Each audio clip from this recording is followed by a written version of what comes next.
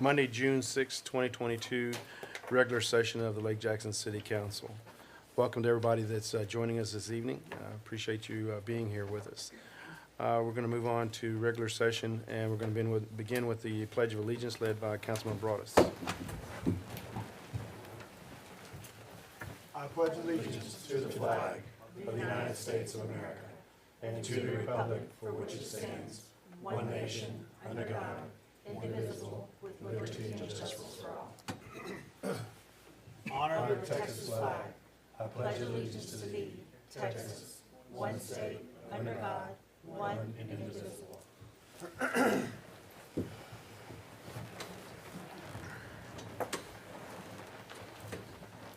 If you join me now in the invocation, Heavenly Father, we invite you to preside over this meeting. Even if we have different opinions, give us unity in spirit.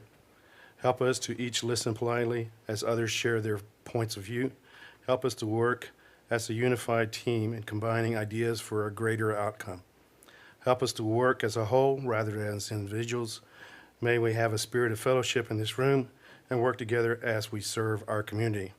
Let us also pray for all that serve to protect us every day, our military, law enforcement, fire department, and emergency medical services. In your name, amen. Amen. All right, we're going to move on to visitors' comments. Is there anybody that would like to make a comment to City Council on any item that is not on the regular or consent agenda? All right, hearing none, we'll go on to presentations. We have the annual Brazosport Chamber of Tourism report. How are you? I'm good.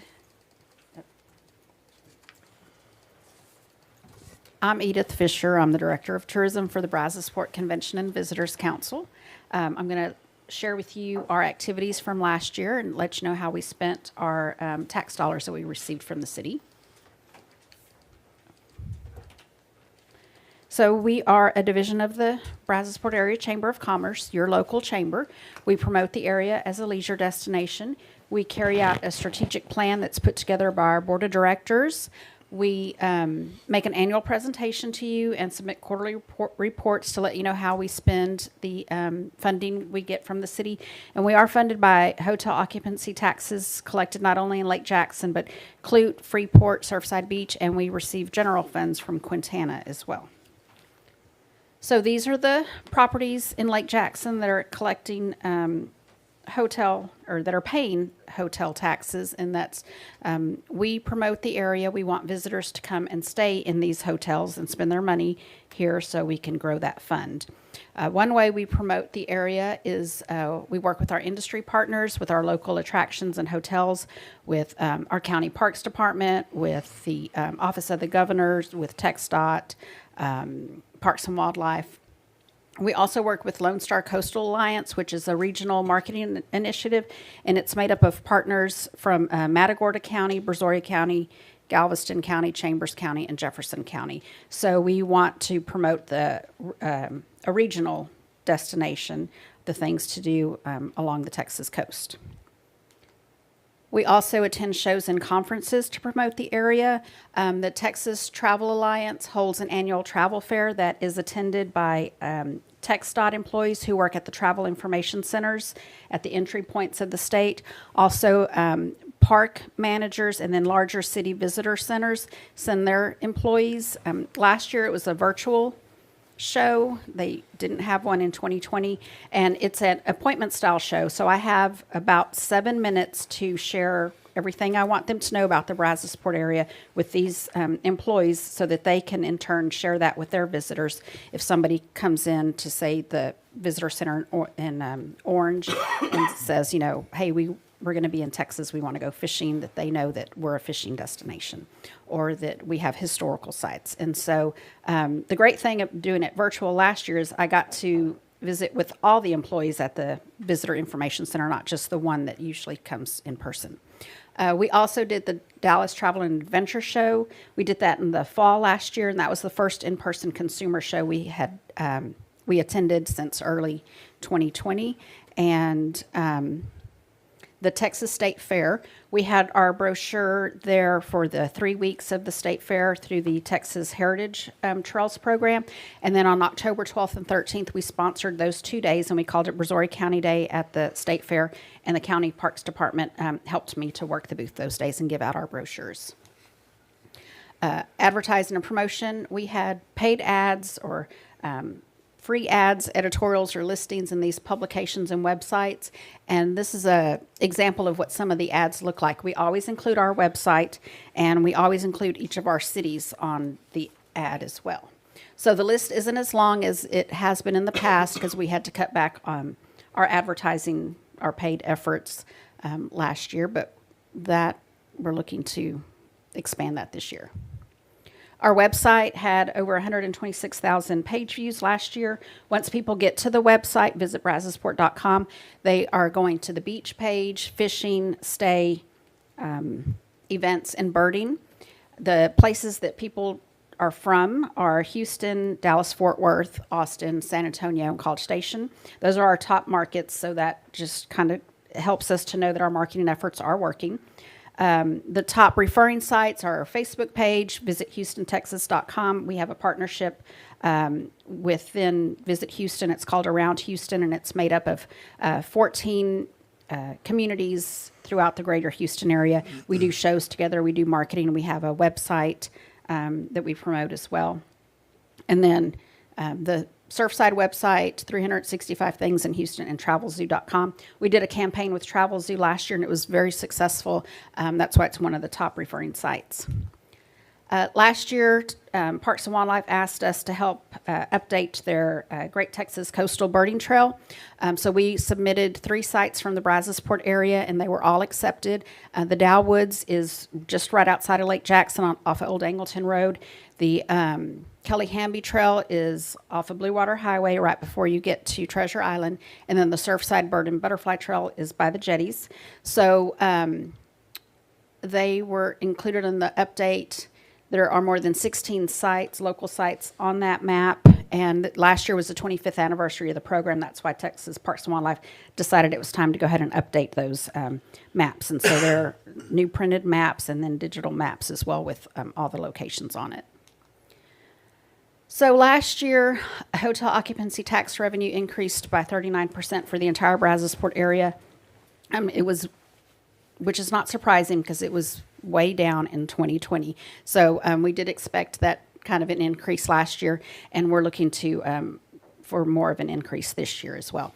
And then direct travel spending for Lake Jackson was up 18% last year, and that's about the same as it was for Brazoria County.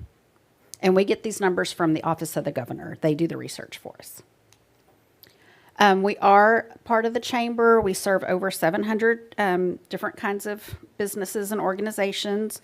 We work to support and promote the entire Brazosport community as one market destination. We work with our local industry and government to boost growth to the Brazosport area, and we do that with resolutions, letters, testimonies from our from the staff, and then our chamber board of directors as well. One program that the chamber has is called Mayors and Managers. It's a closed committee of the chamber, and it is for the 8 city managers and mayors of the Brazosport area. So they meet quarterly and are able to discuss different activities happening within their city and how they can reach out and help each other. And that's a photo of some of our current board of directors. So one program that we're working on this year is called Shop Local Weekend, and it's a way for us to help businesses and consumers as well. So it's going to be one weekend in June 24th through the 26th. We hope people will stop by the chamber on Friday, June 24th, and pick up a free breakfast, a shopping bag, and a list of chamber members. Then we hope they go out that weekend and spend money. They can, go shopping, they can get groceries, they can go to the dentist, get their hair done, whatever, as long as it's with a chamber member. Then they get that receipt, bring it to the chamber, and we enter them into a drawing. And then we will do a drawing on Facebook Live, and the winner gets $1,000. So we thought this was a way we could help our entire membership, local businesses, and then the consumer as well, who's struggling with, the high cost of practically everything. So we hope you can help us promote that event later this month. And that concludes my presentation. I have a marketing plan that we want to give you, and then a copy of this presentation, and I'd be happy to answer any questions. Any questions? Thank you. How are you? Well, again, I appreciate all the work that y'all do in promoting the Bradsport area and stuff and so forth. It's vital, the role that you guys play, and the reach that y'all are starting to gather across the state also is impressive. Thank you. All right, thank you.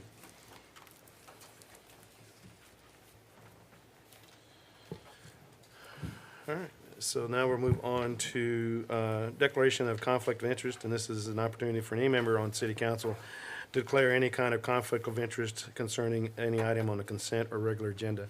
Is there a conflict of interest to be mentioned at this time? Hearing none, we'll move on to consent agenda. I'll read through these. Item 1 is an approved minutes from May 2nd and May 16th of 2022. Approve KM and L LLC auditors for fiscal year 2022 audit. Item 3 is ordinance number 2248 to amend chapter 110 zoning to the Code of Ordinances to decrease setbacks for accessory structures on residential lots that back up to park or drainage way. Second reading. Ordinance, item number 4 is ordinance number 2249, is to amend chapter 110 zoning to the Code of Ordinances to allow mobile food vendor courts as permitted use in B1, which is neighborhood businesses, B2, which is central businesses, and C1 commercial zone. Second reading. And finally, item 5 is award bid number 2204-005 for unleaded fuel, diesel, and oil to Midtex Oil with an unleaded fuel and diesel markup of 0.0116 for the service center and markup of 0.1100 to the Wilderness Golf Course, and oil priced per gallon. Is there a request from any member of council to remove an item for further discussion? Not hearing any, I'll take a motion for the consent agenda. I'll make a motion to approve the consent agenda items 1 through 5 as written. Okay. A motion, any second? Second. Second. All in favor, say aye. Aye. Any opposed? All right. We'll move on to regular agenda. We have item 1 is Lake Jackson Animal Control Facility Design Update. Thorne Architects. Yes, so tonight we have Mr. Lindsay Thorne with us. He is over the company. They drove down from San Antonio. We're at about 50% design completion now, so we've picked flooring, some wall designs, including, you'll see them coming up, they're wonderful, and paint colors, all of that, fixtures. So he's just gonna kind of give you an update. The next time you'll hear from us is probably 90% to 100%. So you can discuss it if you'd like, or just let this be an update, whatever you choose. Yep. Okay, thank you. Good evening, all. Good to see you again. How are you? Great. Good. Well, we've got a little PowerPoint here. 'Kay. I'm a Mac guy, so I'm probably going to mess this up totally. I'm glad not to touch anything that's a Microsoft thing, but if we can, who are we controlling? Oh, good man. Thank you. I'll just see if I don't Just damage right it too click. much. Right click, right? Yep. And then back the other way. Okay. So, Ms. Peterson, Ms. Borth, and Ms. Thibodeau came down to visit with us, about a month ago? Probably about then now, to go over everything and look at what we had with the plans. And we met at one of the furniture vendors we use to do a lot of our projects. So we've been developing the plans that goes along, but as much as anything else, obviously the interaction of the spaces internally is just as important. Thinking about the materials we use. We've had a very good blueprint from the project that we did down in Atascosa County. So it's a great thing to look at, originally to have a baseline. And so we've just been taking that and looking at utilitarians of materials, both for long-term life cycle maintenance, for cleaning. So this is sort of a quick overview of where we are today and we're pretty much through most of, I think, the decisions, thinking about the furniture, the type of furniture we're looking at, as well as the flooring and wall finishes, cabinetry, and what have you. So, Hopefully you like it. yes, hope you do like it. We're very proud of it so far, so we're really loving the way it's come together. Okay, I'll start, and I'll work our way through. We'll start the site plan and work our way through the project. So, obviously, those who don't know, over off Canal Lane, that's where we're going to be. The project itself sort of faces sort of north by northwest. It's the little tiny plot there right in the middle. Gives you some idea next to the existing animal control facility they have on the left there, just across from the hospital area there. That gives you a better idea of how it looks. The orientation of the site, it faces the north by northwest angle, almost due north. We're looking at creating then have public parking along the front, employee parking to the side, and then the large, I got it. So the large yard area here, this enables vehicles to be coming in, animals to be dropped off, taken away, a large turning radius we have here as well. So it gives really good truck and utility access to the side. Public parking can be off the front here and parking to the side. We're also looking at these sort of rectangles we have along the side. These are looking to be covered fabric awning areas where animals could actually be taken outside into the penned areas and looking at children and families looking at adopting animals. They can actually see them both in internal and an exterior condition here and play with them and see if they like the animal. So to give an overview of sort of how the plan is set up within the project itself, it's a two-story structure. We designed this facility so that it's basically a large metal building on the backside that has the ability to actually double up the dog pens themselves, that we can actually create a gantry arrangement so it can expand as the city grows in terms of needs for dogs. We have a split area. We have canines towards the rear here, and we have felines and cats towards the front area right here. The red areas indicate sort of office and public areas right through here. And the second floor, that again has office staffing area here and for extra storage that we have up above. The blue area here is an open pen, open air, but yet covered area where dogs can be dropped off, and then they can go into evaluation or taken away either way. We have a control area here where the site itself is secured by a rolling gate. You'll see right here. So all public access is retained towards the front. We have extra parking over here. We have an enclosed dumpster on the side here. This is the back area where all the dog pens are. This then has the sort of sally port where animals can be dropped off, dog evaluation and quarantine area. So this is sort of the area where all the dogs will be kept here. At the front, public will come in through the front of the building, and then you have a series of rooms from the cat holding area for the quarantine for cats in this area here, and storage and offices towards the right. So some real sectors of employees, dogs and cats, public area in the center. This shows the great areas. This shows the second floor itself here. We have an open atrium space that then has a stair that goes up here, and we have offices on the second floor here, plus a future expansion storage here, IT for the building here, mechanical, then will service the first and second floor.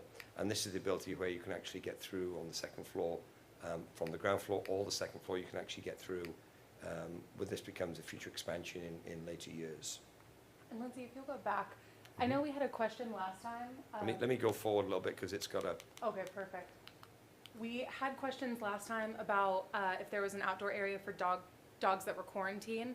So you will see that there was a small area added for that. There's also a separate, what we call like a pen. Yeah, right this area next to right it. here is where the dogs that can be kept outside their quarantine, because this is right off their quarantine area. They can be kept isolated here. And then right below that, there's also a pen which can house like a horse or a random animal that Correct. we didn't usually have. So I know that was a question last time. We do have both of those spaces. We had that situation, same situation at Atascosa County down south of San Antonio. It's about an hour and a quarter south. We had to design it for that because they have a lot more Wildlife. Yes, a lot more wildlife down there. Raja llamas and all sorts of animals that turn up on a daily. So the great thing is you have the facility, you have the size here to do that. So I think it's a good idea to plan for it at least, if need be. Yeah, for large livestock like that, hopefully that would be a short hold because the county would take those animals. And that's what it's supposed to do generally. It's just enough for holding air. If they collect it somewhere within a day, they Right. moved on, after moved on. So I've got some enlarged plans. So this gives you an idea, back to the front elevation a little bit, but this is sort of the front elevation. It's a little bit squished. It's actually longer than that, but let me show you a better. That's a better view there on the front there. So we've got a combination here of, we've tried to select all the materials we can that have the longest life cycle possible, easy to clean, yet give this real nice, clean, fresh look to it, but also will take a battering from day-to-day traffic. So up to a wainscot level at the front here, we've got brick that is sort of like, it'll be like a browny gray brick that we have along the front side here, then that goes up as a pattern around the door. So anything that, you know, people were kicking, standing, putting their foot in a building, or leaning on a corner, we've really tried to take as much as we can away from that to discourage them from doing that. The rest of the paneling from there will be a two-tone arrangement here of a very light gray silver paneling here. We have galvanized aluminum windows that have like almost an aluminum finish to them. You can see the large atrium space we have here at the entry that brings a lot of light down into the space. We've got our Lake Jackson logo that we have from through here.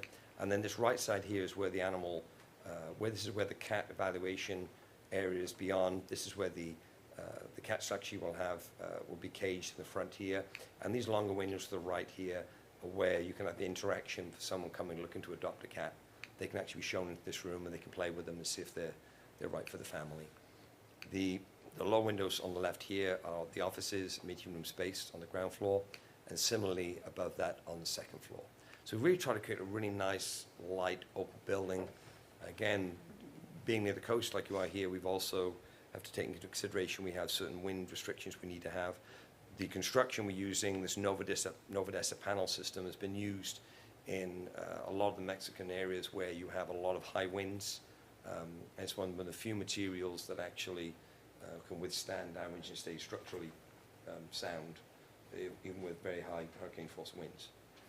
The great thing about this material as well is it's inert, so it is a light gauge steel, like you see a lot of light gauge framing in retail centers, but it has a solid insulation property that binds it together. They come in 2 foot long, 30 feet long, and you know, 2 people can hold them, lift them, put them up. They come together on 30 foot long sections on flatbed trailers. So the one we use this material down in Atascosa, it's the first time we used it about 6 years ago. The whole building, the structure on the envelope went up in about 2 weeks. Not only do they you clad it with whatever you want it to look like and put a roof on it and you're done. We're actually building 3 different facility types using the same project of the same product in San Antonio right now. The Mercedes-Benz dealership in San Antonio is done with that way. They have a 6-story office building there by the Dominion north of San Antonio. We're building a clubhouse for an RV park. We started it today using this material. So it's tried and tested. It's a very, very good material to use and very cost effective, especially with the increasing price of materials today. Okay, let's move on. So this gives you an idea of the type of materials we're using and the color arrangements. The colors are a little off, but they're pretty close. On the front elevation here, you can see we have these light metals, these light off-white silvers, but then we've actually got a real nice green element we've done here that we actually really picks up the edge of the building, really gives it a bright view towards the front.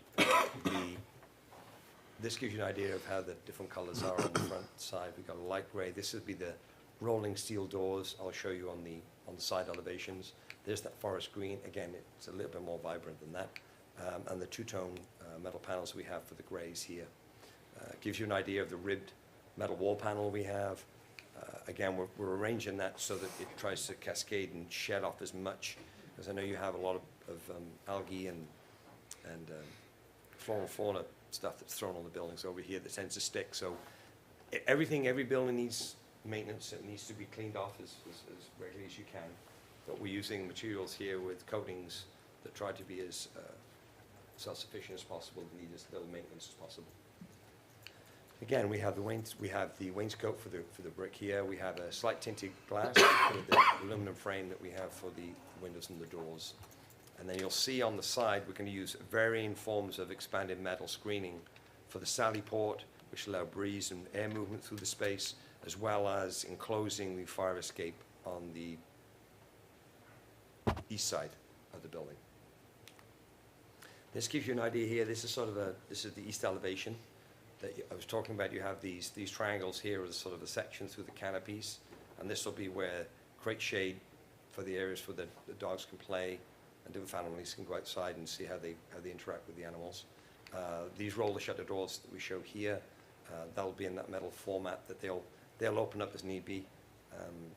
What we've tended to do for the most time, because you'll see the type of dog, the canine cage that we have, for the most part, we usually keep the doors of the facility open, which is the great thing with this narrow design aspect for the actual canine shelter itself. Just let the air move through. We use a lot of fan air, so the average temperature inside is usually about 20 degrees cooler than the ambient temperature on the exterior, by the nature of fact of the insulation panels that we have. They work really, really well. I think the offices down in Atascosa, they usually put their AC on, I would say, for maybe 6 to 8 weeks a year. The rest of the time, the ambient temperature in there is kept really at a really pretty bearable temperature for day-to-day office use. So it's a really, really good material that we use. That expanded material is sort of shown on the fire escape stay here at the second floor. And again, that metal wraps around the front. Here's the front of the building. We're looking from the side now, from the east.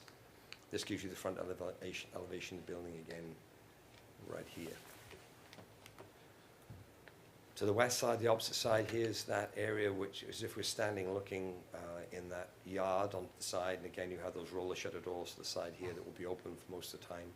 We also have a sally port on this side, both at the front here and at the rear. This one is enclosed, again, because we have the ability that a lot of dogs will actually be brought out. They'll actually have roller shutter doors, both at the front, as shown here, and the back. So this can be secured. A vehicle can be brought in. Dogs can be transported safely from the sally port, which is, all in sense, is open air, because it has that perforated metal around it, into the building for the evaluation itself. But if you have animals that are being dropped off, for the feline end, they'll be dropped off on this carport here, and they can also be picked up here if the weather's inclement. They can come from the side. We're looking at we have a number of alternates we're putting in, knowing the way the construction pricing is today. This front entry canopy here that we'd like to really want to put in, we will have a separate price for this to make sure that, if we can't afford it during this part of the construction, it can maybe be added later on. Similarly, for the shaded devices, all these items can be added as funds become available if for some reason we can't afford it this time. The rear elevation again shows we have in that the brick baseline through here, which again deals with a lot of foot traffic and a lot of damage on the lower section, so we don't have to look at replacing metal panels that are lower that a car bangs it, or a vehicle or a trolley bangs it. We're also putting bollards at the corners of each of the doors again, because it happens that people don't realize the width of the vehicle and they end up banging them. So, but this gives you sort of a good idea. We have that green paneling on the side. This is the side elevation that you see. And then we have that. This will then runs up and across and down the side through here. This gives you a slightly more large floor plan of the entry. Public parking at the front. Is that covered walkway at the front here. And then so the public actually come in the front area here. We have this really nice large 2-story lobby area with lighting. We have some really nice artwork we have on the walls. I'll show you in a moment. And then this is the stairwell that takes you up to the second floor. The stairwell is really only for private access for employees only, but we also have the ability here that the door, secure door here, that actually keeps the back office staff and private offices here. We do have a meeting room on the second floor that people can be escorted up there, but generally we have 3 offices towards the front. We have staff restrooms that have shower facilities towards here, break room with lockers, general storage for goods off the private hallway. And then back in the main lobby area, a nice reception area here with public restrooms. Tucked behind that, we actually have the food prep for the dogs, the canines right here. This is sort of the area we talked about for the cat zone, the feline area through here. We'll have an office over here that can be manned for adoption services. The paperwork can be filled out. They'll have a cat interaction area. These will actually have windows between each of them. So you can be in here, mum and dad could be filling out the forms, children can be in here playing with the cat, or vice versa, when they're coming to see for an animal they may like, they can be brought into this room here and actually see the cats here in the cages here that can be brought out and brought into the cat interaction room. We have a lot of storage along the hallways. This is for all general supports for supplies and goods. And then we have a cat evaluation and quarantine area here. We do have euthanasia room if need be. I know a lot of facilities they have such a good support service from volunteers that, like in Atascosa, they almost have a no-kill policy there because they're able to, all the cats go to loving and dogs go to loving homes around the county and across the country. And then we have a very nice large food prep area for the felines here with wash and dry facilities as well for towels and cleaning products.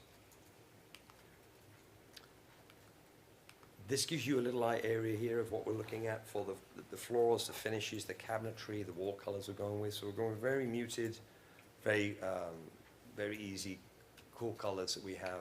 We have an epoxy urethane flooring that we'll be putting through all the heavy trafficked areas, large surface areas where we have the floors and partially up the walls, 6 inches up the walls in the dog and in the cat area. So it's easy to clean, easy to wash down.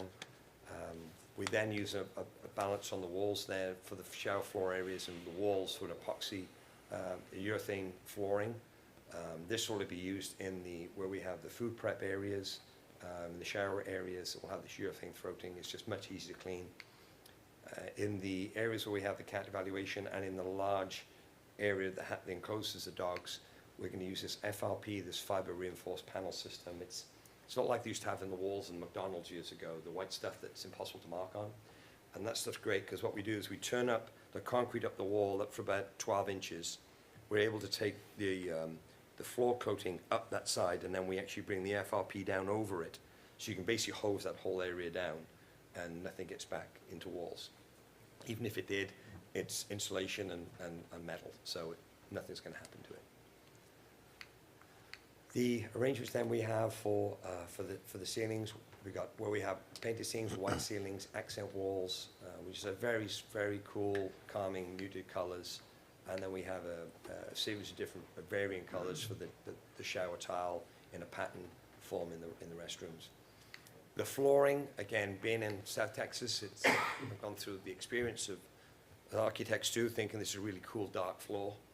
And it looks great for the first 15 minutes of a morning, of the beginning of a week, and then you get book prints all over it. So with the dust that we have down here and trying to create more of a light environment, we've gone with this, we're using an LVT, which is a luxury vinyl tile flooring, which is almost bulletproof. You put that stuff down and you can Swiffer it, you can wash it, you can do whatever you want with it. And it's almost a standard that's used throughout most public buildings these days, schools, it's large assembly structures because it's very cost effective and it's very easy to maintain. We then have a number of different laminates we're using here for the cabinetry. We're going to have what we call it's a fine velvet. It's like a very fine crosshatch in a light gray format for the lower cabinets, and then going with the soft grain, virtual round. That's going to be the base cabinets to the upper cabinets. Using these two as a two-tone cabinet look for a wood look and this cool gray look below. Then we're using a solid surface.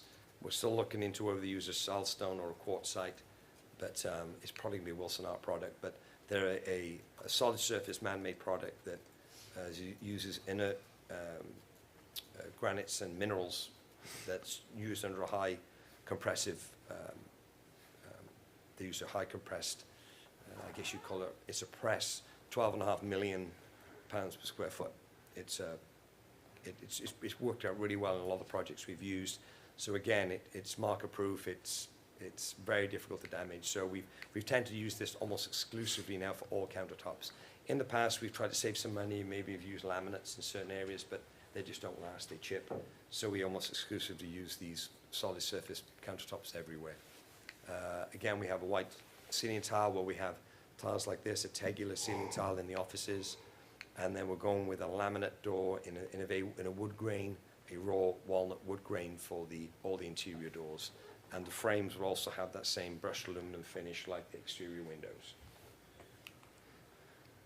This gives you some idea, maybe get into more detail than people are interested in, but I thought I'd put it in here anyway. So we actually have an idea of showing you how the dog kennels will look.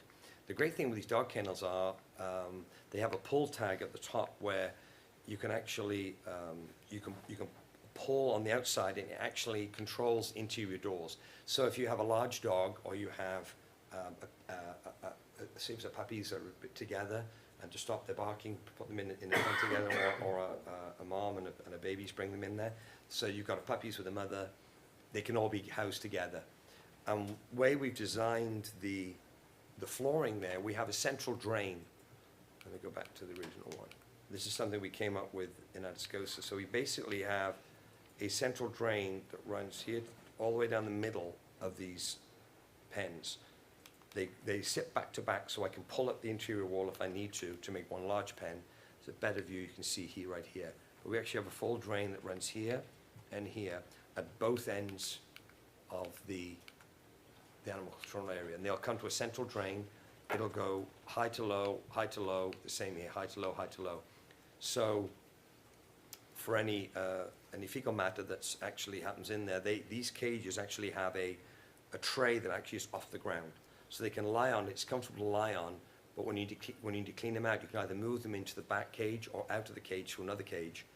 But then you can hose the floor down, and all the fecal matter actually runs into this basically underground tube system that runs to the sewers.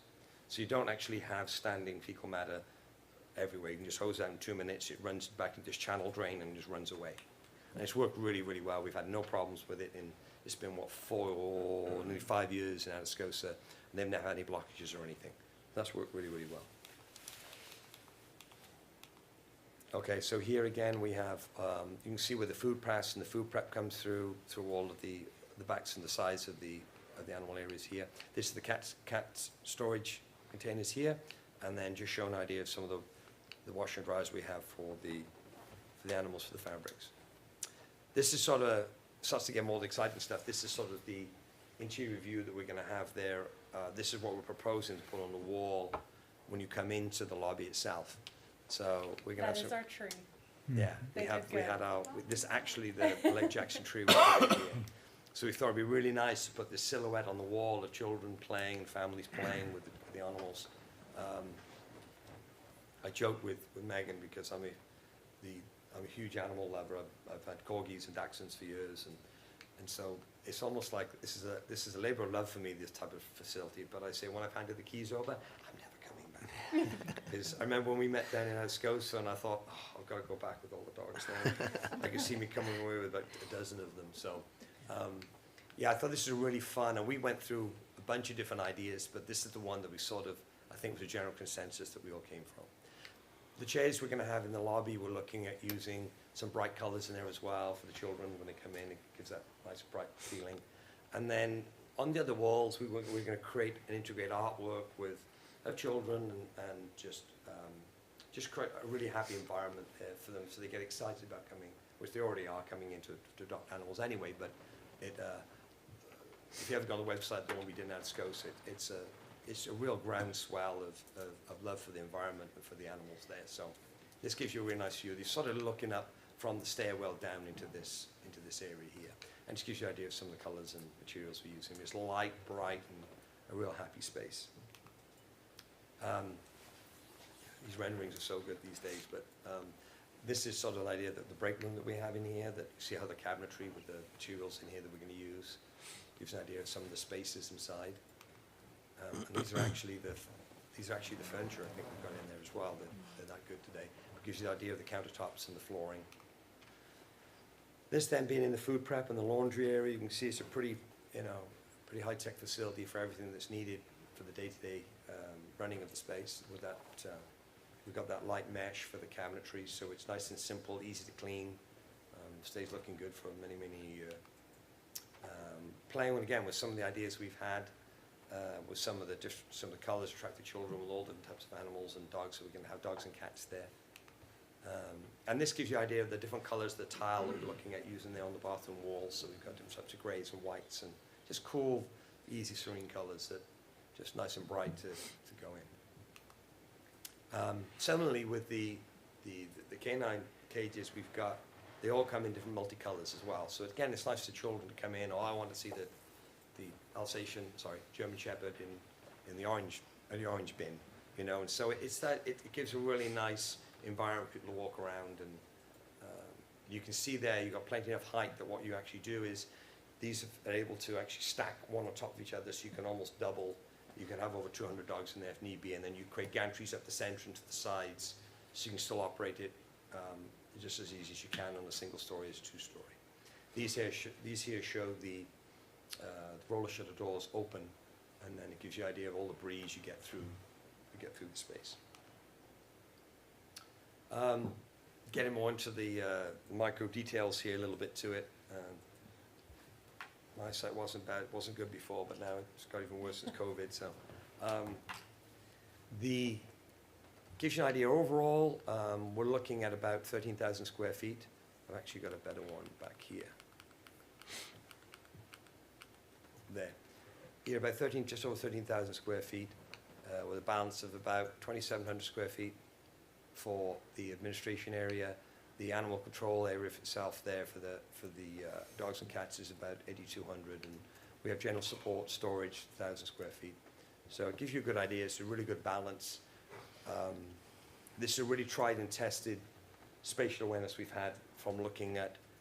We had a great blueprint, the one we did before, and working on a third one now. But the one we looked at before, that we're able to tweak it. We thought we had it almost perfect. There's a few little things we tweaked a little bit more, and I think a lot of things we've made even better. Some other materials have come available that are even hardier and will give us a much longer lifespan with certain areas. Our current planning schedule here is we are sitting right around here right now. We had our consultants, we met the consultants. This week we'll be receiving 75% review set from our consultants for structural, MEP, civil, making sure it's all as it should be at this point in time. We're looking then at wrapping up and having the drawings ready to go to bid for this in the city for permitting around mid-July, and then starting the bidding and negotiation phase with general contractors starting mid-July, with awarding a contract sort of around mid-September, with hopefully a construction kickoff meeting mid-October. And then you basically have it. There's another perspective of the circle. I think we're really proud of it. I think it's a really, I won't say it's a handsome building if you love it, but I hope you all like it as well. And we're very, very happy to have the opportunity to work with you. So this is your chance to change all the colors if you want. That's right. Hot pinks. and- Exactly. So how long the construction time frame for construction? I think we're looking at, They said July of 2023. Right. I'm telling you, most likely October of 2023. We'll give them Yeah. some buffer room. yeah. Are we going ahead and ordering materials now? Yeah, Is- so that's another thing we talked about. So things have changed obviously a lot over the last couple of years or so, and so a lot of the work we do with cities and other counties, it's difficult sometimes on the auditing department to have faith that, they really want to see a receipt that the material's been purchased before they actually pay for it. But I think everybody understands now that if to lock in pricing and to get things going as best we can, any longer we have the contractor, we got a pretty good idea of what needs to be ordered sooner than later anyway, but we make sure that we have a debriefing with the contractor to say, any of our local authorities will approve to pre-order and pre-purchase items beforehand, so that, you know, we can keep a schedule basically on track with their critical path schedule, what they need. And I think most local authorities are understanding that now, and I would recommend we do that with everything we possibly can ahead of time. And a lot of the manufacturers and a lot of the supply houses are understanding that they realize they're going to have to store it for maybe 3 or 4 months longer than they normally have. So we work with them on that, but that's really an important part of what we get to do to keep it going. And then we have had discussions with the SBCA, and our contract ends in February, but they said they were willing to work with us and go month to month after that based on our construction schedule. So we have in the proposed budget going till the end of the fiscal year of next year. Yeah. So, and then along those lines, in terms of materials, do we have backup plans just in case? For example, I just ordered a dryer from Lowe's at the beginning of May. They have no idea where it's at. Right. Yeah, that'll So kind of if- come into play once we get the contractor on board. So he's just the architect. Right. And they'll be the ones ordering everything. Right. But we'll make sure that they have, Yeah. Like if you can't get something. he here's understands the what we want. construction side too. The really so- good, the really good thing about it is, because I'm a general contractor and a developer as well. So I'm always thinking about the money to start with, and I'm thinking about when it's going to arrive, and then from there. So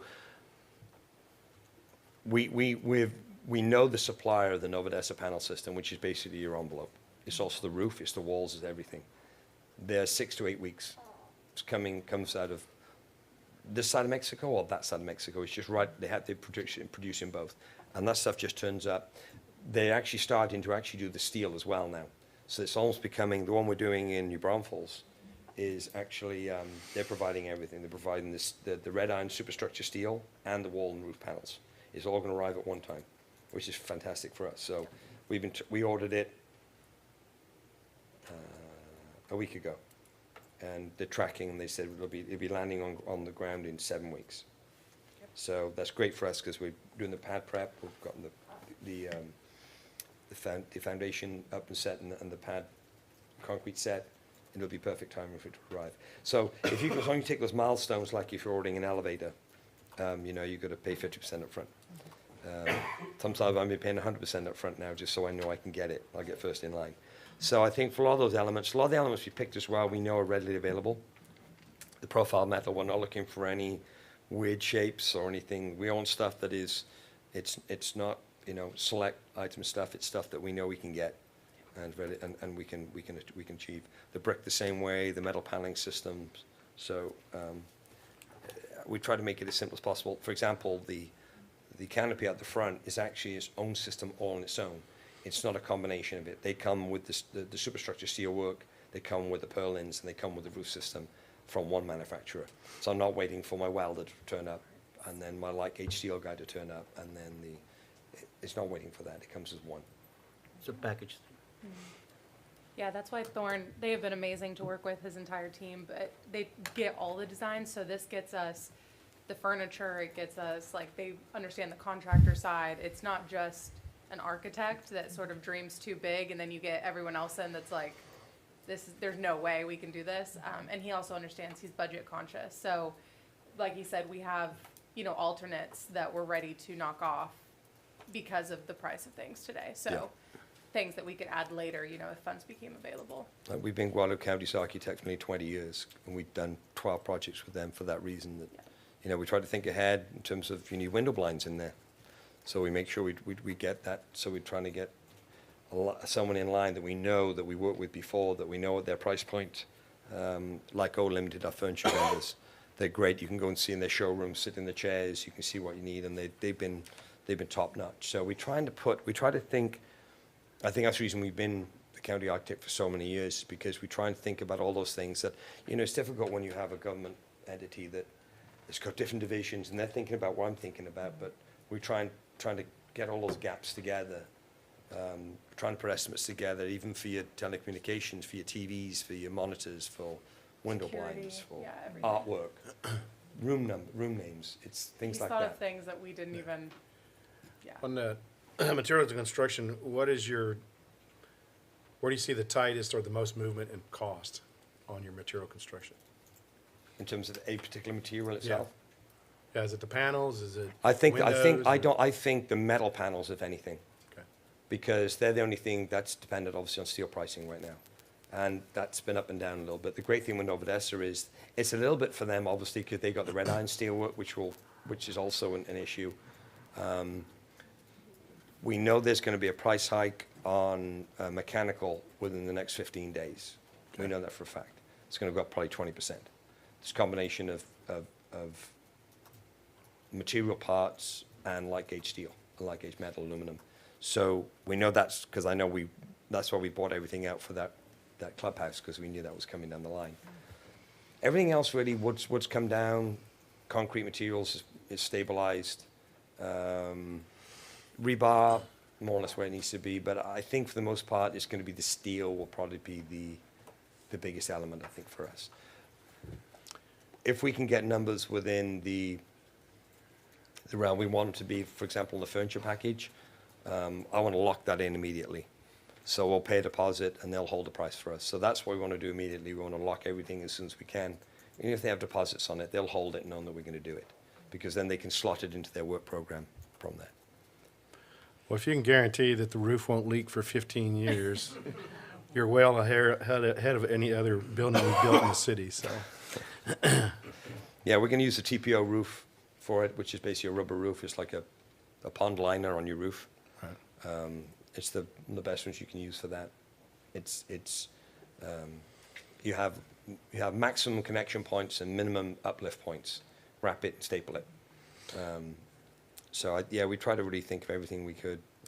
I did a lot of work down in Beeville a number of years ago, and I always remember we were going through all the zoning, and same way we were literally one block outside the hurricane zone in Beeville, next to the old Air Force Base down there, and the insurance company said, well, I suggest you still put hurricane ties on this building because you're close to it. I said, well, it's like hand grenades, right? It's like, yeah, but I'm one block outside. And they said, yeah, but you're close to that block. We're not going to have any demarcs anymore. But so we try and use all the materials we can that we don't have to deal with issues like that are tried and tested, and we know will stand the test of time. Well, I think the other thing that's unique about this is that a lot of, probably most of the materials of construction that you're using, you've already seen at least 5 years of experience with Anacostia. Yeah. And so you know what will hold up and what. Correct. So it's good. Yeah. That's great. Anything, questions? All right, thank you very much. Thank you. Thank you. Thank you all very much. Thank you. Safe travels back, San Yeah. Antonio. Good to see you, sir.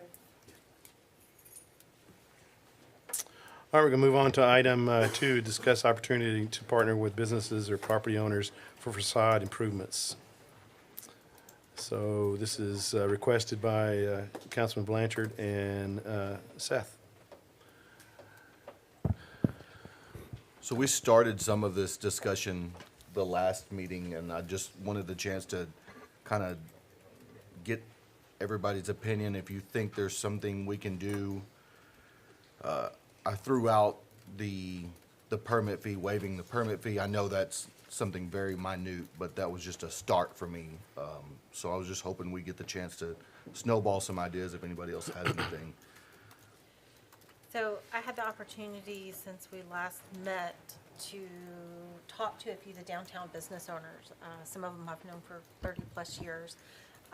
They did all kind of, it was the general same conversation of they walked away from the initial conversation with the feeling that the city is telling them, we will do something if you choose to replace an awning.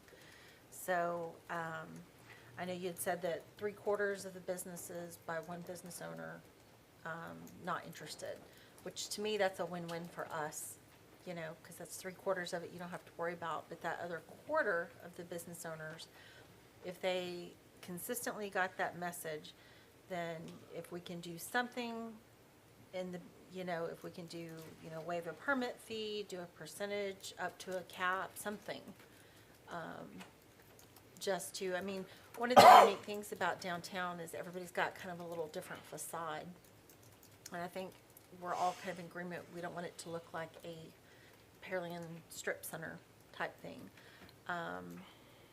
And we want to draw these businesses in here and make this a good place for them to do business. So I think we have an opportunity here as a council to help encourage that and just to help them out a little bit.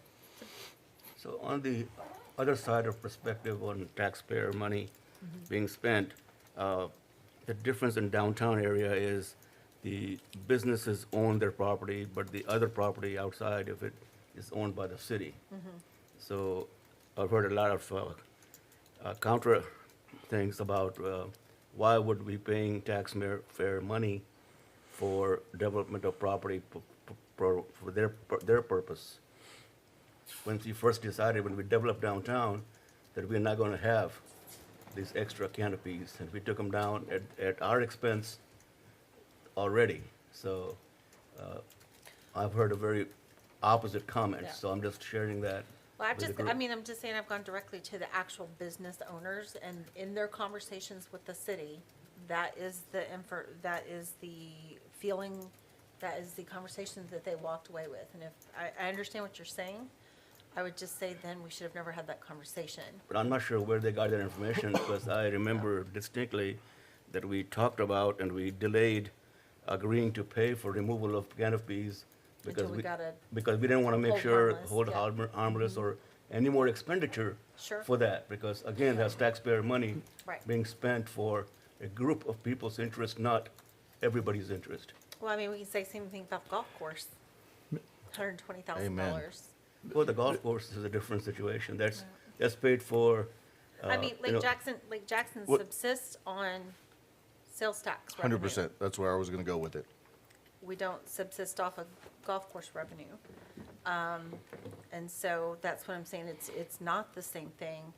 And the citizens of Lake Jackson benefit from the business owners and the drawing of businesses into our downtown area. Well, the golf course was actually approved by taxpayers itself on a vote. It wasn't Barely. a council vote.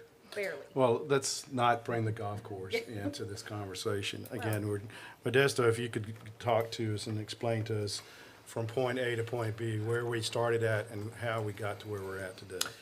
Well, when we started the project, we knew that we were probably, going to have to take the canopy down for, one, because we did not have success of trying to maintain the canopies at Shooters, at the Shooters building, and also in front of Smith Arts. We tried the Shooters, we took it down, it has asbestos in it, and then it had asbestos also in the Smith Arts. Smith Arts was the one where we really tried to save the canopy, and during the project, it just started crumbling. And so we had to take that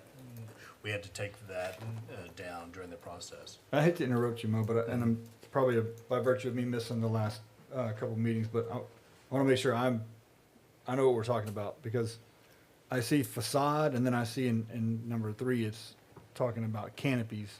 Are we talking about the same thing, or because when I see facade, I think like the face of the building? Yeah, the We took the canopy, canopy number, down and number then left 3 the- would be canopy guidelines for downtown. Right, and I just want to, but so we're still talking about the face of the building? Yes. Not a canopy? So Yes. the result of taking the canopy down was Creates the a kind facade? of ugly gap. Okay. So when we took the Smith Art canopy down, what we made, at the time of the deal, we told Miss Bruce, we can't save it. We tried to save it, so we'll take it down, and then we'll button up the top of the roof, and then they were responsible for everything else. So Smith Arts, they put some of their awnings up, things like that. So we anticipated that the same thing was going to happen when we got to other parts of the project. There are some canopies that can be saved, and there are others that can't. This one, the evaluation was that it was going to be very similar to the Smith Arts, that it was not going to be able to be saved. So we put that cost figure as a guess into the project scope of the 9.9 million for downtown, of removing the canopy and then doing a very basic facade improvement with coming back with hardy plank and just painting it, a beige color. Then during the storm of Imelda, a portion of the canopy came down or started to come down in front of Zoom Gast House. We met with the owner that night, or the owner's son, and they had said that they were closing down. And so on the better part of valor, since we had already had it kind of approved in the project scope, we decided to move and take the canopy down and just kind of slap something, on the front, basic, just to try to stop water penetration. Had we not had the project in the scope, we would have left it and we would have given the property owners a notice saying, you've got to take this down, and you're probably going to have to hire an engineer to make sure that, to at least satisfy us that it was safe. But we already had the project scope, so we started it. Then as we moved, forward in the scope, we started to meet with individual business owners and property owners. And we told them our initial plan, our plan was, we had to remove it, and that we had a basic plan of, fixing the canopy, removing the canopy and then putting back with hardy plank. But we were also exploring this other option of trying to put up another awning that was attached to city property, because we couldn't attach anything. We couldn't attach an awning to their property and try to probably make it windstorm. It would have been too expensive. So we were looking at a separate canopy. He said we would try to explore that and see if we could afford that in the option. As we went further along, property owners changed, and then I guess Dr. Anderson wound up owning most of the property. They weren't interested in a common look. It was a fear that it was going to look more like a shopping center and stuff. So that kind of we stopped exploring that option. But I also don't think we could have afforded that option. I think we would have gone back. We were heading back towards putting hardy plank back on, because when we looked at the budget at 9.9, we had $460,000 of canopy work in there, and we've spent $359 to date, but we were $159 in the hole. So we were going to have to make a cut somewhere, and canopies were probably going to be a big part of that. Megan started over the project. We still have Brent Bowles with IAD on board. Again, we kind of abandoned this kind of common canopy theme, and they came up with a different facade replacement of the metal, because no one liked my basic hardy plank Man design. idea. So they've come back with, a metal. It was kind of it's somewhere in the middle. Is it not? It's not the canopy that we were thinking that we could possibly do, but I don't think we could have ever afford. But it wasn't as basic as what we told, all the business owners, that here's a base level. So we're slightly above the base level, but we're nowhere close the dream, the dream canopy. The other challenge that we had going forward with the canopy was we started running into engineering concerns. I remember conversations with Sal saying that, he was concerned about, because you're gonna have to put a large beam structure close to the foundations of these buildings. And his concern is that we would run a risk of doing damage to the structures by putting in these foundations for these for any kind of additional canopy that we were looking at the time. I don't think anybody that I have talked to expects the city to put the canopy in. Everyone that I have talked to, their impression was they would be responsible for obtaining permission from the city, because they understand that it's over city property. They would be, if they wanted a $50,000 canopy, that was mostly gonna be their responsibility, engineering, all of that. But that it's just not a coincidence that multiple business owners, without me asking, a leading type question, came away with the same impression of, yes, we're responsible for it if we choose to do it, but the city said they would help us with something. And like the one owner that I've talked to, she said when they said something, they were very vague about it. Nobody promised anything specific monetarily or anything else, but I think we have an opportunity here, again, for a limited number of people. This only, kind of a one-time thing. I mean, if they sell the property, then deal's off, sort of thing. The challenge that you have,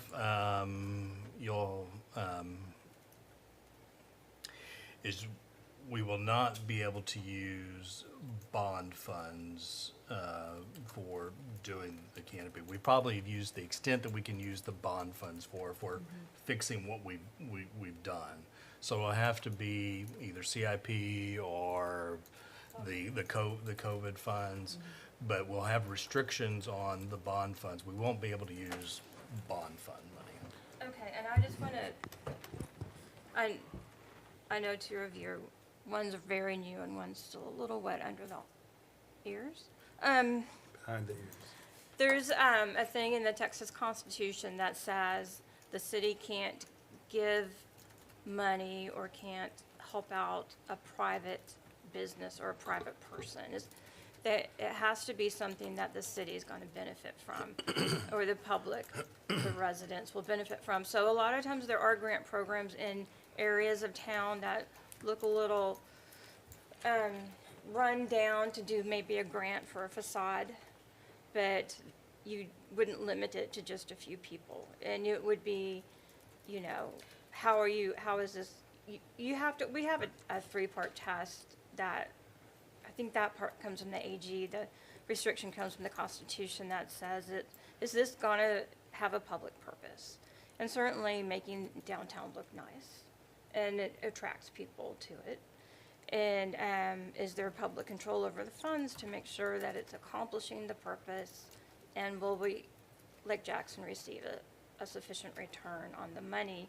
It's just that I don't know how you could restrict it to just downtown if you're going to do some sort of a grant program for a facade. So Whenever, that's all I have. when I was talking to Modesto about this also, is that back whenever the pandemic started, I brought an opportunity to city council of what to do, what many cities were doing. They were doing a grant process to help small businesses. And the main reason why we couldn't have done anything like that is because we didn't have any kind of source of funding to be able to do that.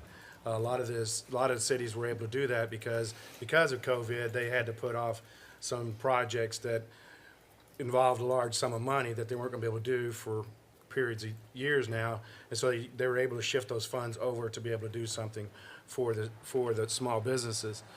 Now, we do have an opportunity to where, again, getting back to what Sherry was talking about, if we did any kind of grant program, we'd have to open it up to small businesses across the city.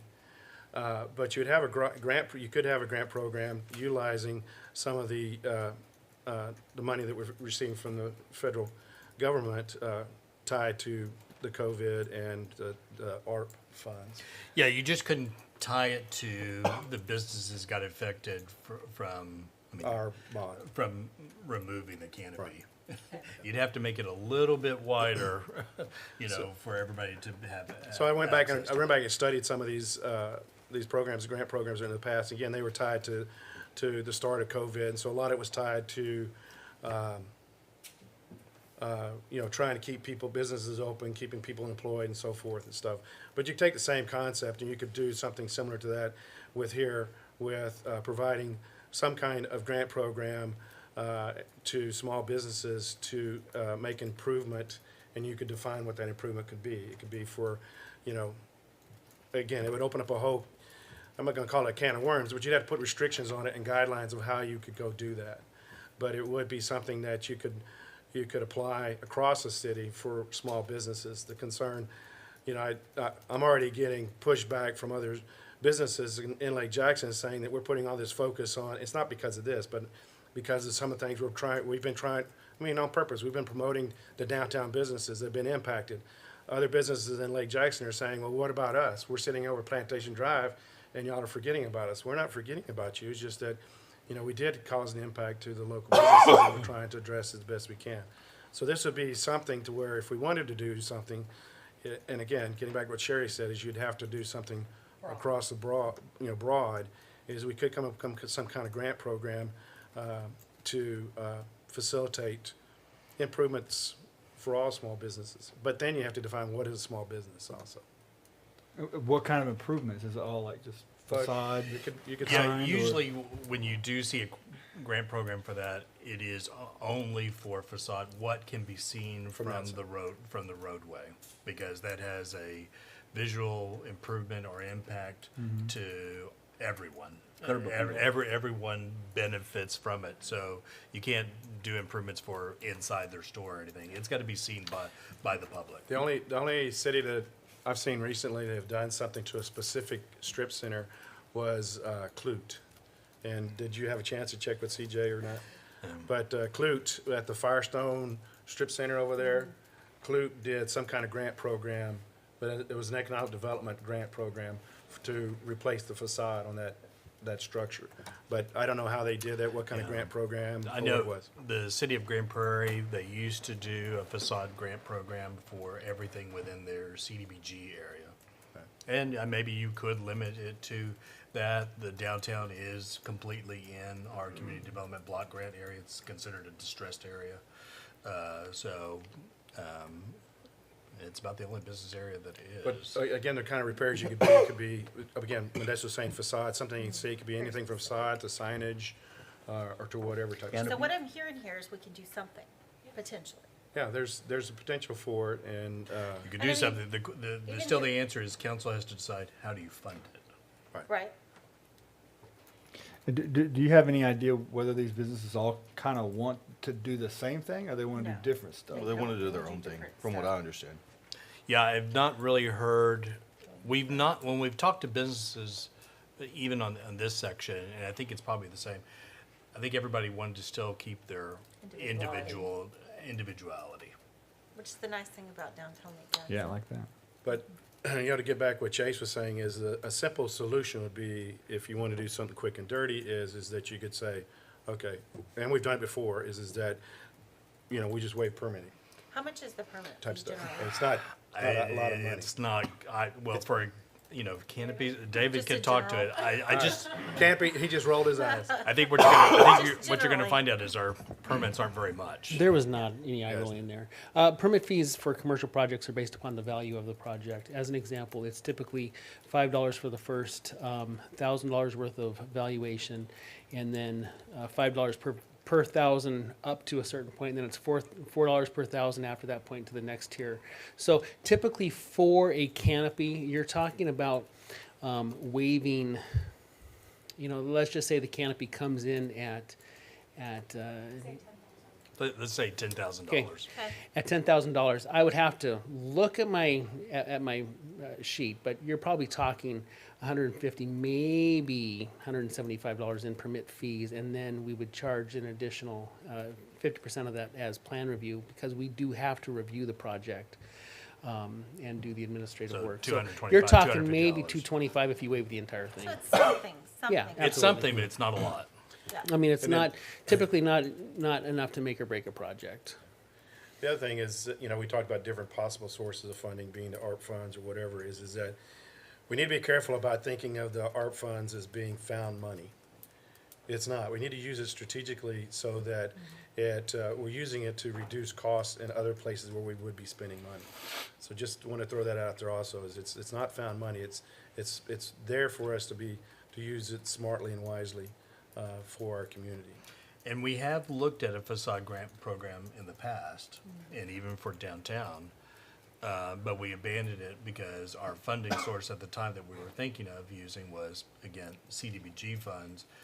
And it just seemed like it was going to be a red tape nightmare of washing funds with, CDBG funds, and then making a whole other grant program and ensuring that it was done. It just was getting too complicated, because then they have to meet all federal regulations of hiring, purchasing and stuff, and that just didn't seem, So when you have looked previously at like a facade grant program, like what kind of ballpark number were y'all looking at per grant? Because I'm thinking, I don't know. personally, I was thinking $500. something The very one that's- reasonable. Yeah, the one that's most common, at least in Kansas, is a grant matching Nobody program. lives in I know, I'm Kansas. sorry. It's You where I moved, grew and up. nobody lives there anymore. They typically do a grant matching program, and then they base who can apply for it based on the number of employees you have, because that's the easiest way to identify a small Small business. business, right. Yeah, so that would exclude, you know, Kroger's, Target's, not Kroger, Right. H-E-B, things like that. We usually do grant matching. So, you know, Mr. Roy, if he chose to spend 10,000, we would match that. So we would do 5 and 5. That's common. You can do whatever you'd like, though. But can you do just a set amount, like say? You could. If You you can. choose to spend $50,000, you're gonna get 500. If you choose to spend $5,000, you're gonna get 500. Yes. That would allow Yeah. budgeting for us. You Yeah, can set whatever to be grant- Yeah, parameters you want. council can do, you know, whatever cap that you want, you know, based on the amount of funds that you're setting aside Right. for the grant program. Because would that make it easier for us to fund funding? Oh, yeah. Yeah, and I would also suggest that, you know, if you did want to come up with a grant program and fund it, you may want to do one pot 1 year and the next pot, you know, another year, because not every business is going to be ready to do something all in Yeah. the first year. Yeah. Well, it's good. And I mean, If we can- wanted to do something, it would take us probably 4 months to come up with a program, so. by So, the time we- and say we did, say by January 1st of next year, we had a, you know, okay, you're gonna get your permit fees waived and $500 if you apply for this grant. Can we set the grant up also to where, okay, you've got 18 months to apply for this grant, otherwise it's off the table? Sure. 100%. Yeah, that's what you have to do. I mean, you see it all the time. Even today, with all the programs that are out there, is that people aren't even signing up for the dollars. And there's millions and billions of dollars that are sitting out there that have been earmarked to do things, and people aren't going through the process of doing it because for Let's whatever find reason. those. Yeah. They're all in Houston. I'm having enough trouble with Houston. Yeah. But, anyway, The other thing, Mayor, is that if we did something, and we can work, if council wants to do this, we'll work out the details. The other thing that, I mean, it does make it harder on the business, but I wouldn't recommend it otherwise. It would be a reimbursement right, program. you have to do it that way. You've got to do the project, get it done, and then bring us the receipts and whatever we've agreed to, we're reimbursing versus, I just hate getting the money of loaning public dollars and then Never happens. It never happens. No, at the end of the day, they're gonna do what they want to do for their business. He's probably gonna do it anyways. I think we need to make an action item that we are going to pursue this, and if we can make it happen for them, then that's a win-win for any of those businesses, he's gonna do what he wants to do, or not you, just, you know what I'm saying. They're gonna do what they wanna do for their business, but if we can make this happen in January, then they can come to us and apply, and I think that's a win-win for everybody. Yeah, grant money is fine. I just don't think we should be paying from CIP funds or anything like that. We just don't have enough money to begin with, and it ought to be spent on something that Jackson Hole can benefit from it. But Lake Jackson does benefit from increased sales tax revenue. Yeah, but which we if improving the public better our property. small businesses are doing, the better Lake Jackson is doing. That's, I mean, my overall viewpoint on it. Yeah, but you're improving somebody's personal property when you do that, and they are benefiting from it solely, because when they go sell their property, they're gonna benefit from that. Again, if council isn't amenable, probably staff, I mean, Is there? It's gonna call for us to do a workshop for sure. To yeah, walk but we through can it. come up with a couple of grant guidelines and stuff, or even samples. I mean, We don't have to reinvent. We don't have we to don't have to reinvent- reinvent the I wheel. guarantee you don't have to reinvent. Yeah, the no. wheel. I don't know if this is gonna complicate the question or not, but You're a lawyer, so I it will. remember, right, I remember there being a difference, and maybe I'm making this up, between the canopies on North Parking Place and the canopies like from Champagne's to the taco place on that section of the street. Yes, Is that that's- true? That's true. We evaluated all of them, and with the engineer looking at all of them, and the ones on the other side, we could still work within the project scope and save them. So those won't be coming down as Those part of will the not- those will not come- revitalization? Those will not come down. We could work within, and so they evaluated all of them, but Okay. this one gave us particular, well, I say this one, there's really three canopies. There's one long one, then there was one at the Taekwondo, and then there was one at Smith Arts. So really, there's three canopies. in there, and all of them is like, there was just too much concrete work, and the canopy was just in too much of an ungood condition, and then one started to fall. It was that we just couldn't seem to make it work and make it, ADA compatible. So there is another next item, agenda item is for people wanting canopies and the guidelines for it, so that's coming also. Right. I just want to get an idea for size and scope, if it's ever, and of course, making it available to everyone is Well, I think there's something only way we we would can be do it. doing, but then Yeah. if it's only this is the main problem, if everybody else has got their facades the way they want them, then that certainly lessens the potential impact. Yeah, me personally, I don't have a lot of heartburn if we use some of the ARP funds to go do this, to come up with a grant program. Again, not knowing how much it's going to be, we don't know how far we can spread the few dollars, because every time we turn around is we've got somebody else is wanting these, the ARP funds too, so. But I think sounds like there's enough consensus to move forward with, discussing and coming up with some kind of, grant program. And again, understand is we may at the end of the day look at it and say, guys, the funding is not there. So there's no guarantees here. All we're gonna do is go look at it and see if we can, manage a grant program that would be citywide for small business. If that's okay. Does Mr. Roy have anything to add? Okay. Huh? Mr. Roy have anything to add? You have anything? You're good? All right. All right. I'll let Thank. you know when we do the workshop. All right. Anybody else in the audience? Okay, we'll move on. Mike, wake up. You got that constant stare. Huh? I would say that right now, my staff is Overwhelmed with. budget, Budget. so we're probably looking sometime in it won't be July. So maybe August, September, we'll have something ready together, I'll but send you some dates. it Well, just, I've got the stuff that I did, back in 2020 that I can also forward you to give some examples and stuff. And there might be some, I'll check with HGAC and see what they've got too, so. Okay. We'll see. But it's a step forward. And, again, I'm just happy that we're gonna look at the whole city, so. Okay. 100%. Thank you all. Yep. All right, we'll move to item 3 is discuss and consider, is that right? Yep. Item 3, discuss and consider resolution number 896 to set guidelines for canopies in the area of downtown where the city sidewalk abuts and runs parallel to business facades. It's got Sherry's name beside it. Yes, so I took y'all's guidance and I put this in a resolution.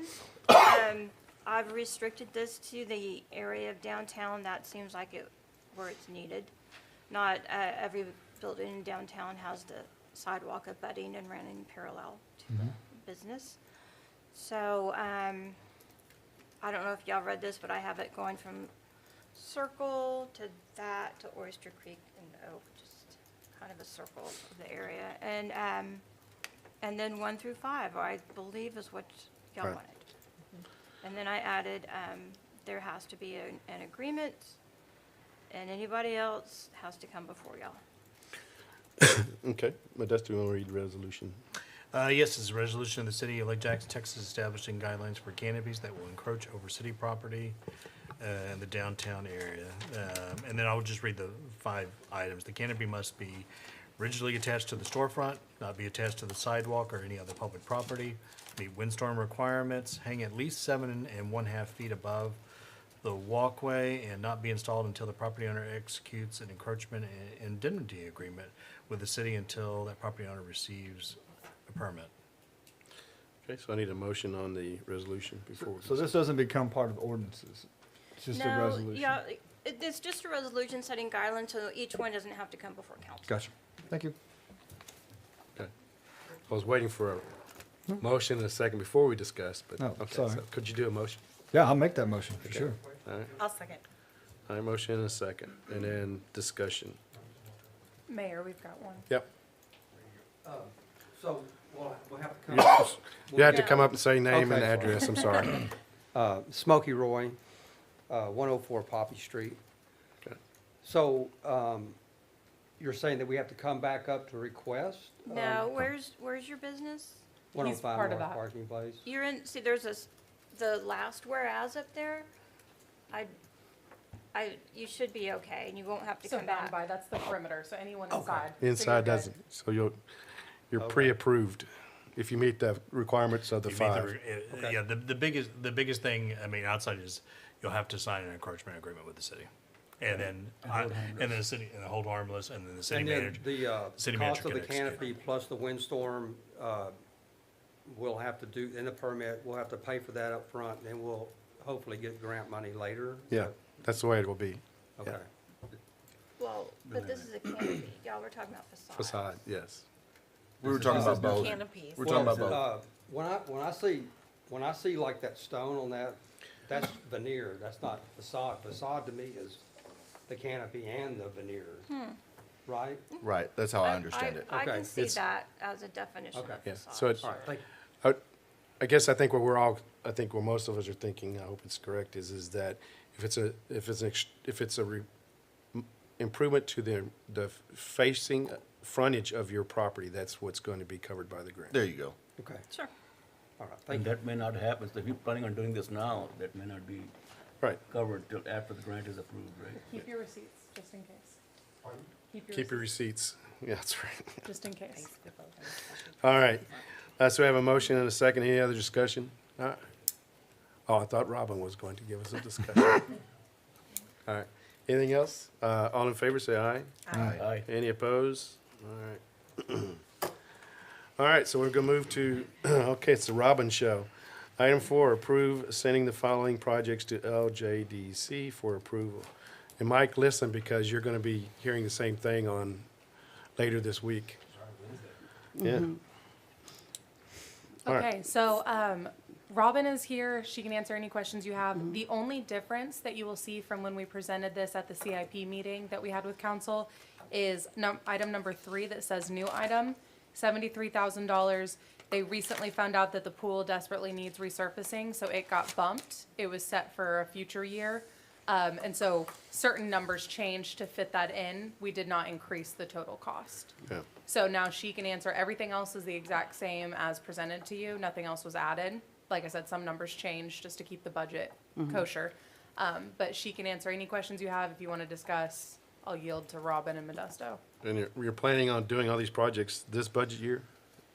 22, 23, yes, sir. 22, 23, next year. Yes. Yeah, yes, yeah. Yeah. I don't need any more this year. Yes, I understand. Yeah, sometimes We're it on the takes, same page. Yeah, sorry, yeah. Yeah. well, I won't, sometimes it takes us 18 months to get things. And so usually. Yes, if we usually. If we don't get it finished, then we do a budget Yeah. amendment and carry it over. Right. For the most part, I think we can get I'm just some of these. looking at this 1.5, and then you got 3.5 on top of that, so, The some of bond those will be projects probably done. take about 24 months to finish. Yes, 3 yeah. more weeks. yes, sir. Yeah, 3 more weeks. Yes, more 3 weeks. Got it done. 2 weeks. 2 weeks. We can get it done. Yes, so. I said, I gave Robin 18 months on the bond projects and she fainted. Well, And it's only then- because of, he's not here, Sal.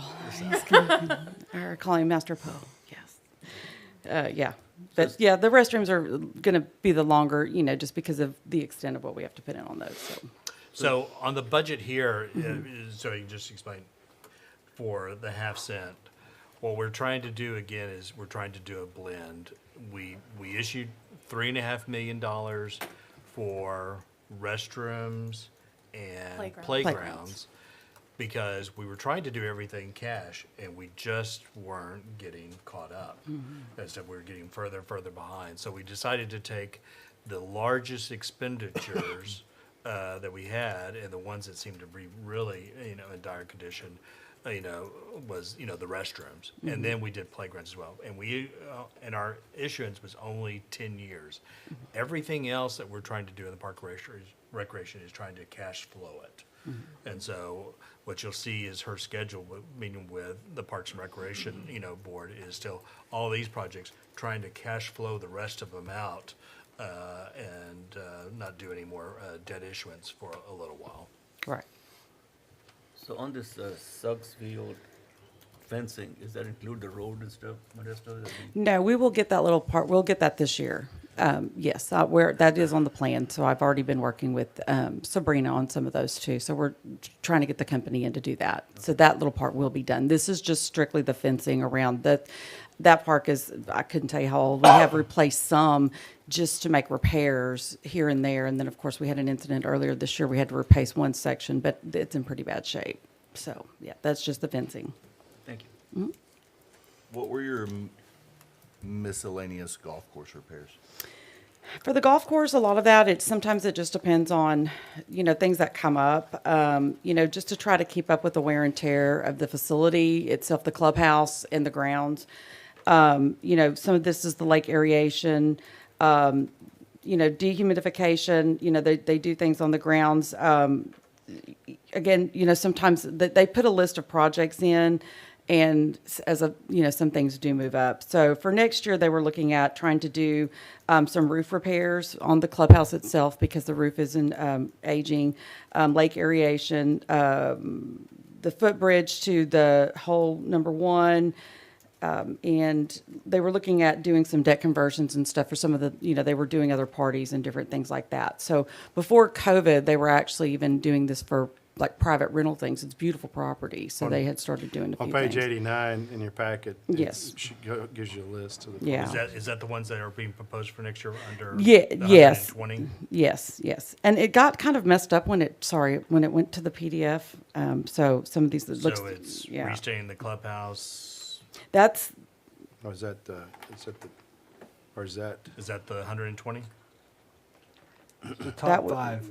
yes, the top 5. The top 5. Yes, I'm sorry. Yes, the perimeter fence. I'm sorry. Yes, I looked at it wrong. So they were looking at doing the perimeter fence. That's something that, to keep the hogs and the wildlife out, the fence is in pretty bad shape. They've mended and mended and mended, and there's areas that they need to redo. The pump house and things like that, they needed to paint. The cart path replacement, there's some definite areas out there where, it's just worn away, especially now with so much usage. It's, it just makes it even worse. And then, of course, replanting trees. We've lost some trees through the last few storms. And, for them, to go and put one of these little 10, 20-gallon trees, we'll never see that tree, So they do look at some of the bigger trees and up to 100 gallons or more, to get those planted in. Just talking to the people that are avid golfers there's a lot of unhappiness with it. So my question was, do we have a project that you have on your second page or your reserves that's around that same price that would benefit more people than throwing money at the golf course again? You mean like, for if I had other Right, if projects you had that we other could projects do? that you couldn't make it to this list that we could Oh, consider. oh, yeah, always. There's always. We've got- That's my 2 cents, Yeah. so. So, yes, there are several things. I mean, we could move up, doing the natatorium pool deck. I don't know if you've been there. It looks, it's just, the paint, it's just kind of come off. Everybody says it's, things like that. We could, while we do the leisure pool, we could do that at the same time. The Civic Center, they actually don't really have like a janitor's closet for everything they clean and stuff. There's no, you have to like lift the mop bucket up to dump it. It's, and that's a big project because you have to do plumbing and all that kind of stuff. I So- mopped a room in there the other day from a party I was Yes, at. yes. So, and then also, Jasmine Hall, we could actually, instead of breaking that up into a 3-year project, we could do quite a bit. We could try to do it all in 1 year. We could move a lot of that up. And you said we're getting a lot out of Jasmine Hall rentals. Yes, Right. that is rented just about every weekend, at least once or twice, yes, yeah. I mean, I just feel like something like that, we're gonna reach, the money's better spent, we're gonna reach so many more people doing that than. Yeah, That's my opinion. that would be one item that I would probably disagree on for give recommendation to council. Well, Jasmine Hall specifically, I just don't think the rental. I mean, the rental income that we get from Jasmine Hall is just minor in return that the investment that we get from the golf course. I mean, the golf course still, it covers 94% of its operating expenditures. Jasmine Hall. I mean, several years ago, we debated tearing down Jasmine Hall when we built the Civic Center. So I understand the want to look at other areas. Jasmine Hall, I just wouldn't. Right. That one, I wouldn't. I don't necessarily think that the added investment there versus the golf course. Does I don't think- Jasmine I Hall don't think lose money that every one- year? Yes. Okay. What, but- Robin, you've looked at this kind of intimately. What project besides Jasmine Hall do you think would service the greater number Yeah. of citizens? put you Compared on to the the golf, spot. to, To put you on the compared to the golf course, that's gonna do, I mean, I can't really say that I have any of the, I mean, you know, it's one of those things, I mean, we could even try to move up, say, the girls softball fencing again, but you're looking at a small number of people that. Fair enough. And there's no revenue that comes in off of this that actually supports it. I mean, you know, it's just one of those things. And that, even sadly, I hate to say, you know, our blessed rec center, it does serve a very good purpose and it does things, but, you know, to me, the golf course does bring in quite a bit of stuff. And, you know, and they try to do the best that they can with Just some of the just money an they add with have. the golf course and for dedication and of a park bench. And they were able to start up their juniors program, juniors golfer program again. He had over 45 kids that were there. And it was exciting to see young people playing again. And the reason being is we haven't been able to have those programs because of the COVID and so forth. But before that, we did have the programs. And it does bring new golfers into the area and new golfers, local kids, to where they can come out and play golf, either through by themselves or they can, you know, go forward with it in high school or whatever type stuff. But there's always going to be people that are going to say, well, why do I need to support a golf course when I don't go play a golf course? If I don't play golf, or why do I can say the same thing about any other asset that we have. I don't use softball fields. I never have used softball fields. I don't use Little League fields anymore because my kid is out of Little League. I don't use any of these these deals, but at the end of the day, they make us Lake Jackson. There are amenities that are in Lake Jackson that are for our citizens to utilize if they choose to utilize them. The other thing is, again, because the golf course is getting hit on a little bit here, is that if you look at what assets we own as a city of Lake Jackson, the golf course is the number one known asset that we have in the city of Lake Jackson. It's not the rec center, it's not the softball fields, it's not the outdoor field or anything like that. It's a golf course. A very high-ranked one, so to speak, as So well.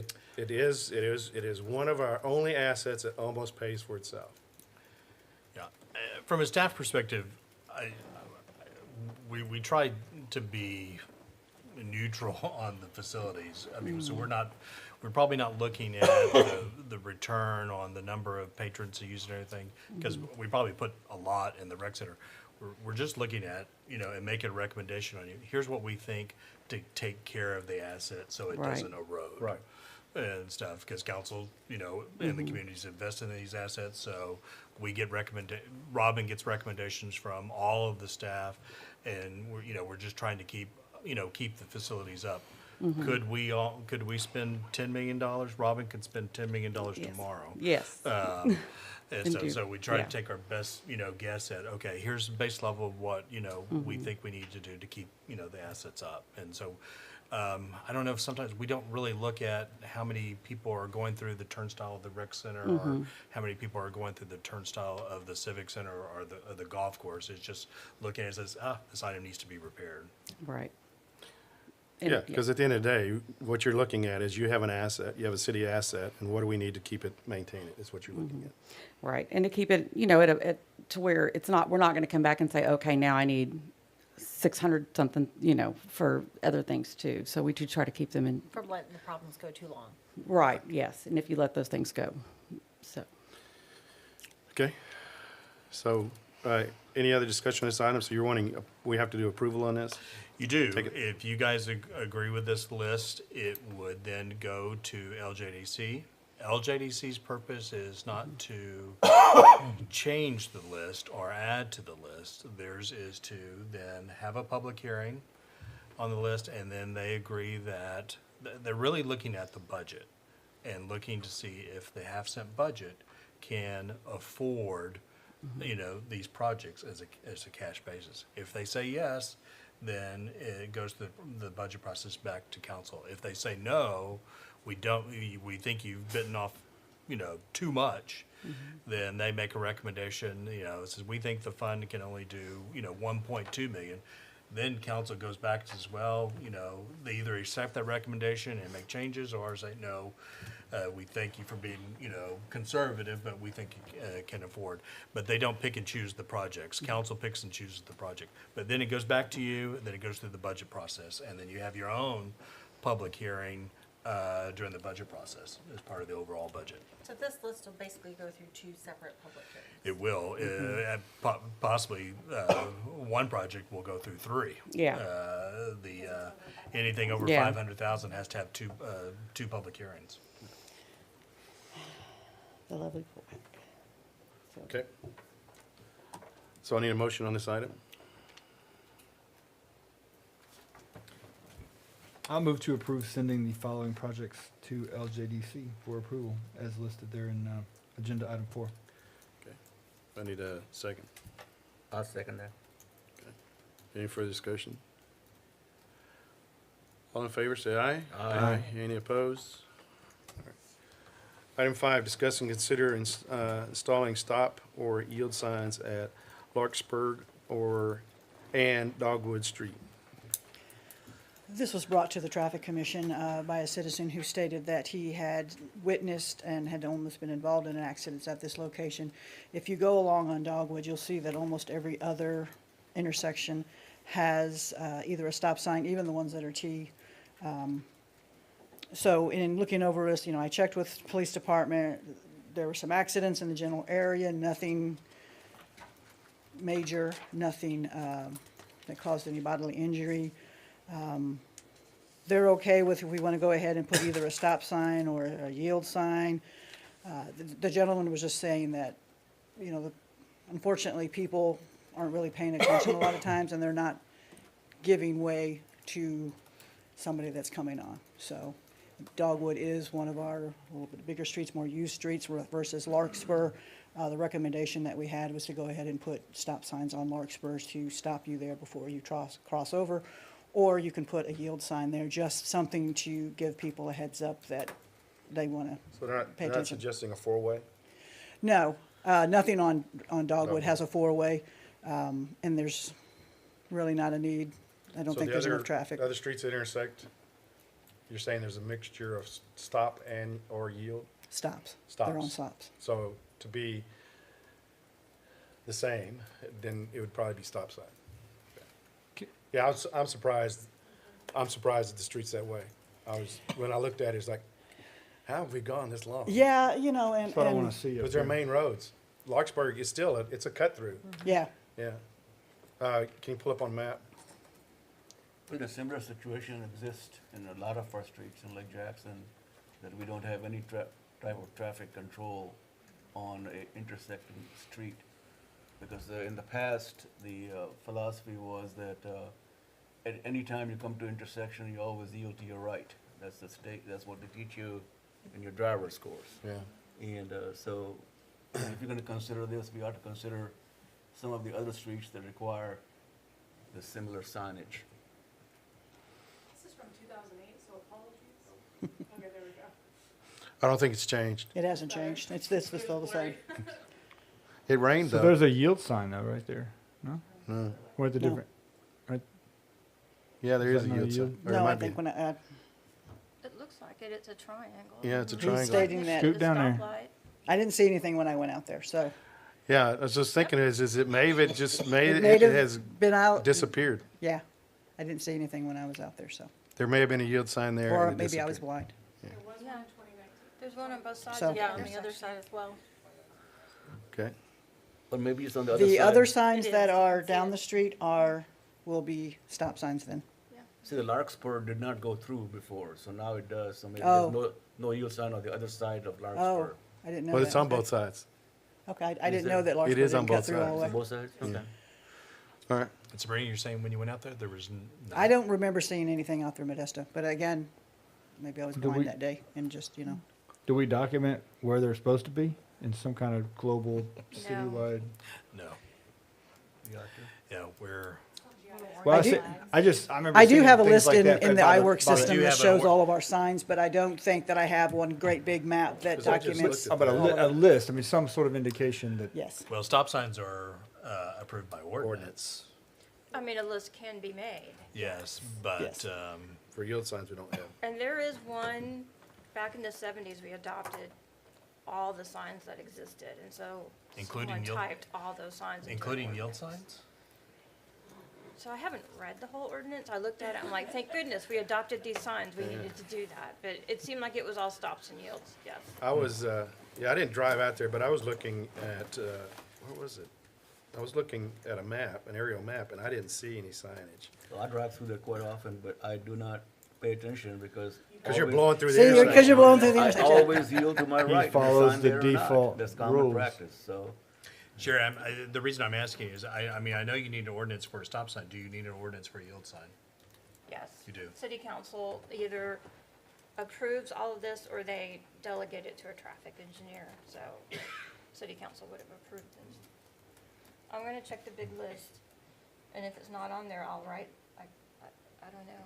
I mean, if they're there, but they're not there now.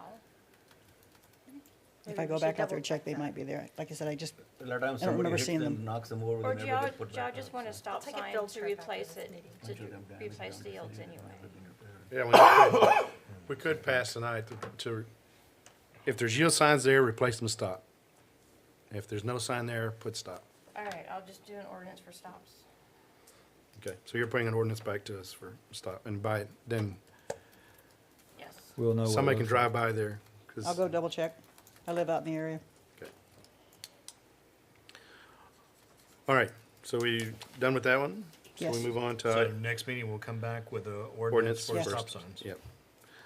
Item 6 is discuss traffic study results conducted on Anyway and consider recommendations reported by Kimberly Horn. Sabrina. As you might remember, there was, well,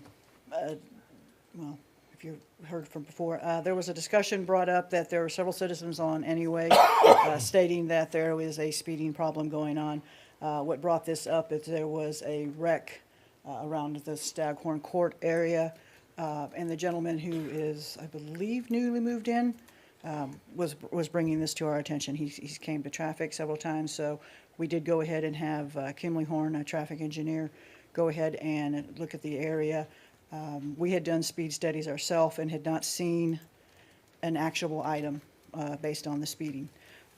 When Kimberly Horn went out there, they did also the same type that we do, which is the across the road, so you get it that way. And they also did radar guns out there for speeding. The results of their findings, they didn't see an issue with the speeding as well. They didn't see anything that would be considered an actionable item. Their recommendation would be, there are no speed limit signs out there. You could install speed limit signs. They do not recommend them. I spoke further with Ryan Urick, who was the traffic engineer, who was going to try to be here tonight, but unfortunately something popped up and he wasn't able to make it. But down around, you all know the curve that happens. So he doesn't recommend anything there because we already have signage that's talking about warning signage for that curve. So he would recommend up closer. What's the street? What's the big street? that I'm Milford, thinking? That way? Yeah. That way. That way, sorry. He would recommend signage up closer to that way, and then, of course, closer down to OCD. Now, this is one area where we did have an accident where we had a car that ran into the house after, it was coming from that way on Anyway, and it was driving towards Oyster Creek Drive, and so it goes around the median where we have a burial plot, and then it goes around the curve and then crashes into the house. It's such an odd thing. I would have thought that where that curve was and where you had the median, it would have slowed the vehicle down, but it didn't. I guess the wreck happened like late at night. Late at night, yes. He was just speeding around the roadway. So you said nothing triggered an action item for you guys.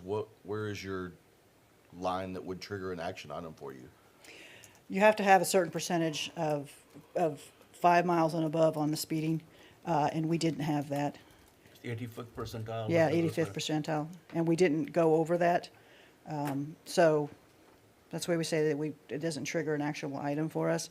Installing speed limit signs, that's not an issue. We can do that if Well, you one know, of if the that's what they things I want. was told before from my previous traffic commission days, that none of the cities within Lake Jackson unless they have speed limit of 35 or above, have speed limit signs. That was by state ordinance that you, That's all true. the internal Yes. city street signs are 30 miles an hour, If it's unless not- so posted. Yeah. Yes. Yeah. That's correct. That's state law. So that's the thing about the whole Lake Jackson, so if How you're do gonna the put, driver- How do the drivers? do There's a that? lot of 30-mile-per-hour signs, but if you don't see one, it's 30. Right. Yes. If it's not posted, if they're in residential, I mean, in city limits, if it's not posted, it's 30 miles an Yeah, hour. the recommendation from the engineer is, just because this may be more well-traveled than a normal residential street, that it doesn't hurt to put a speed limit. No, I was not saying not Sign putting on it. there. I think- Now, I don't think it would have solved this, that would have prohibited this young man from going 70 miles an hour.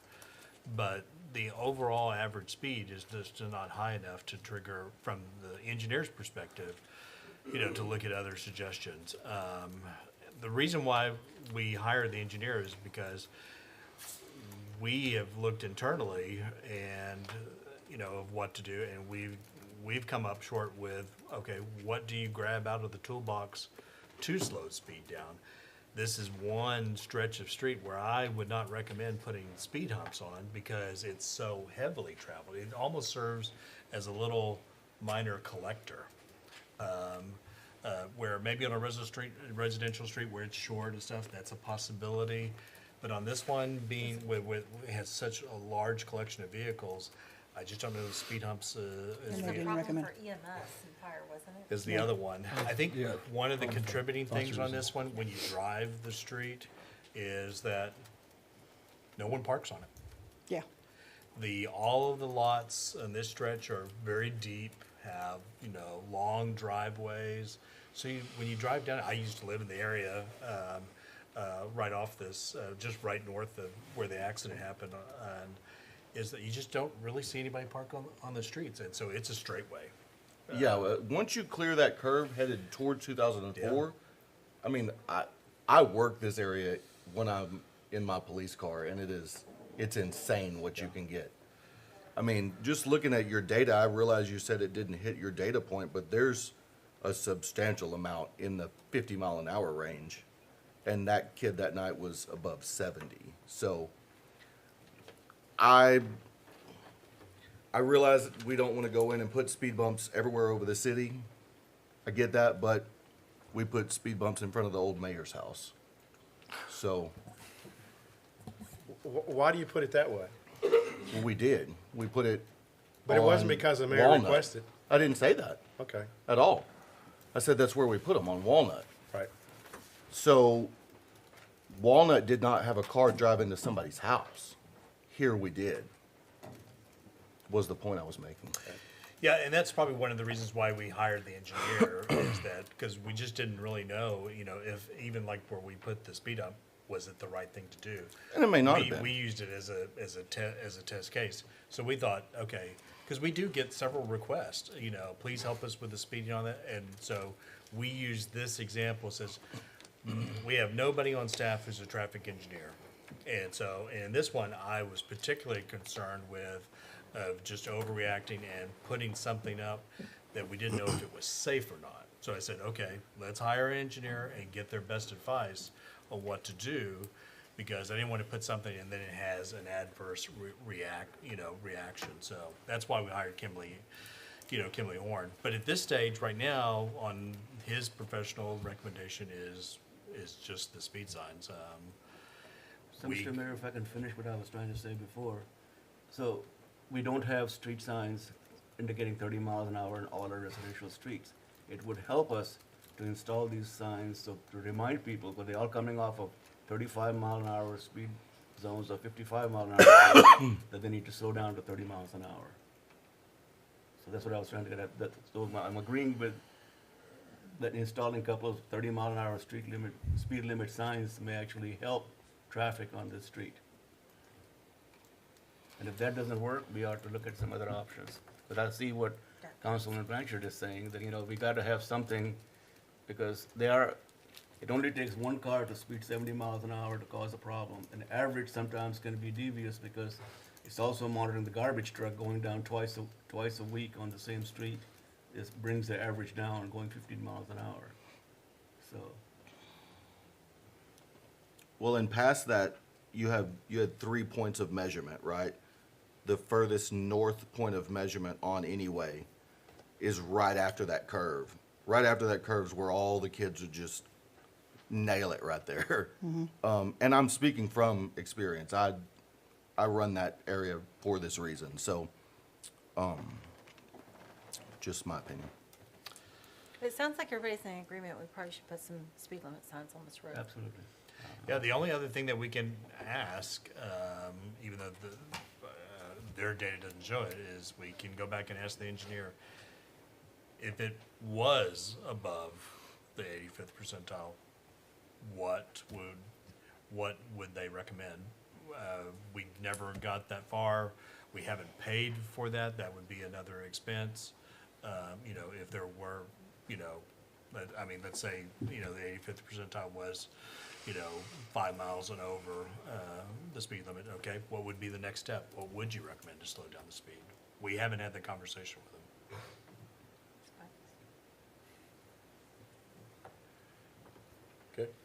Okay. Any other discussion? Yeah, I'll say this came up when I was liaising with the traffic commission several times, and we talked about it a lot and speculated a lot about why that things might be happening right there. And this isn't a solution by any means or anything like that, but it was pointed out that, you know, at this little spot right here, the road becomes divided, which I think gives people sort of false sense of security, perhaps, that they're not on a 2-lane road anymore. It's more like Yopon's divided, even if just for a second. But then even from here all the way down, you have one. Maybe it's two. But instances where cars might be coming, right? Because you're driving down that big, long, wide, deep ditch.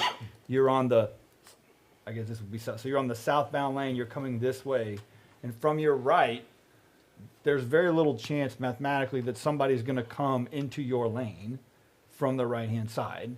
All of the driveways and other streets are coming from the other way, right? And it just sort of, you know, creates a situation where maybe people in that southbound lane feel like there's less of a chance somebody's going to be in front of them. They can see very well, and so maybe they go faster. I don't actually know how the traffic counter things track, you know, because you could theoretically get a lot different behavior going northbound than you would going southbound because of the fact that there's houses on the right, there's driveways, there's 1, 2, 3, 4, right, side streets. So there's, again, more chance that people are going to jump out in front of you a lot quicker.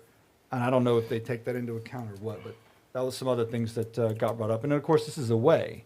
We all know that our ways, that way and any way, are sort of a little more main, so to speak, than the rest of the streets. And of course, this dreaded intersection here that everybody hates.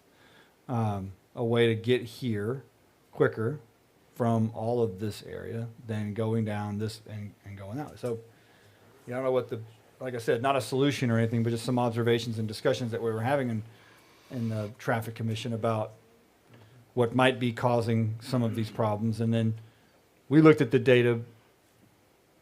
Well, I say we, the traffic commission, you know, looked at it close, and the 85th percentile thing did stand out. And it's not, you know, it's not just averages. If they mean, median, mode, they look at all that and sort of factor in and try to figure out what they should do here. And, you know, the math is what it is. But there's certainly the perception that there was a problem on the street, but solving it's not always that easy. So this seems like an easy first step. I know that you did a speed study as well.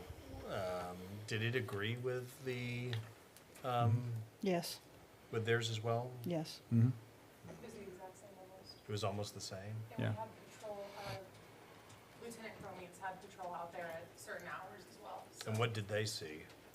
they did not write very many tickets. They gave a handful of warnings, but not an intensive amount of speeding.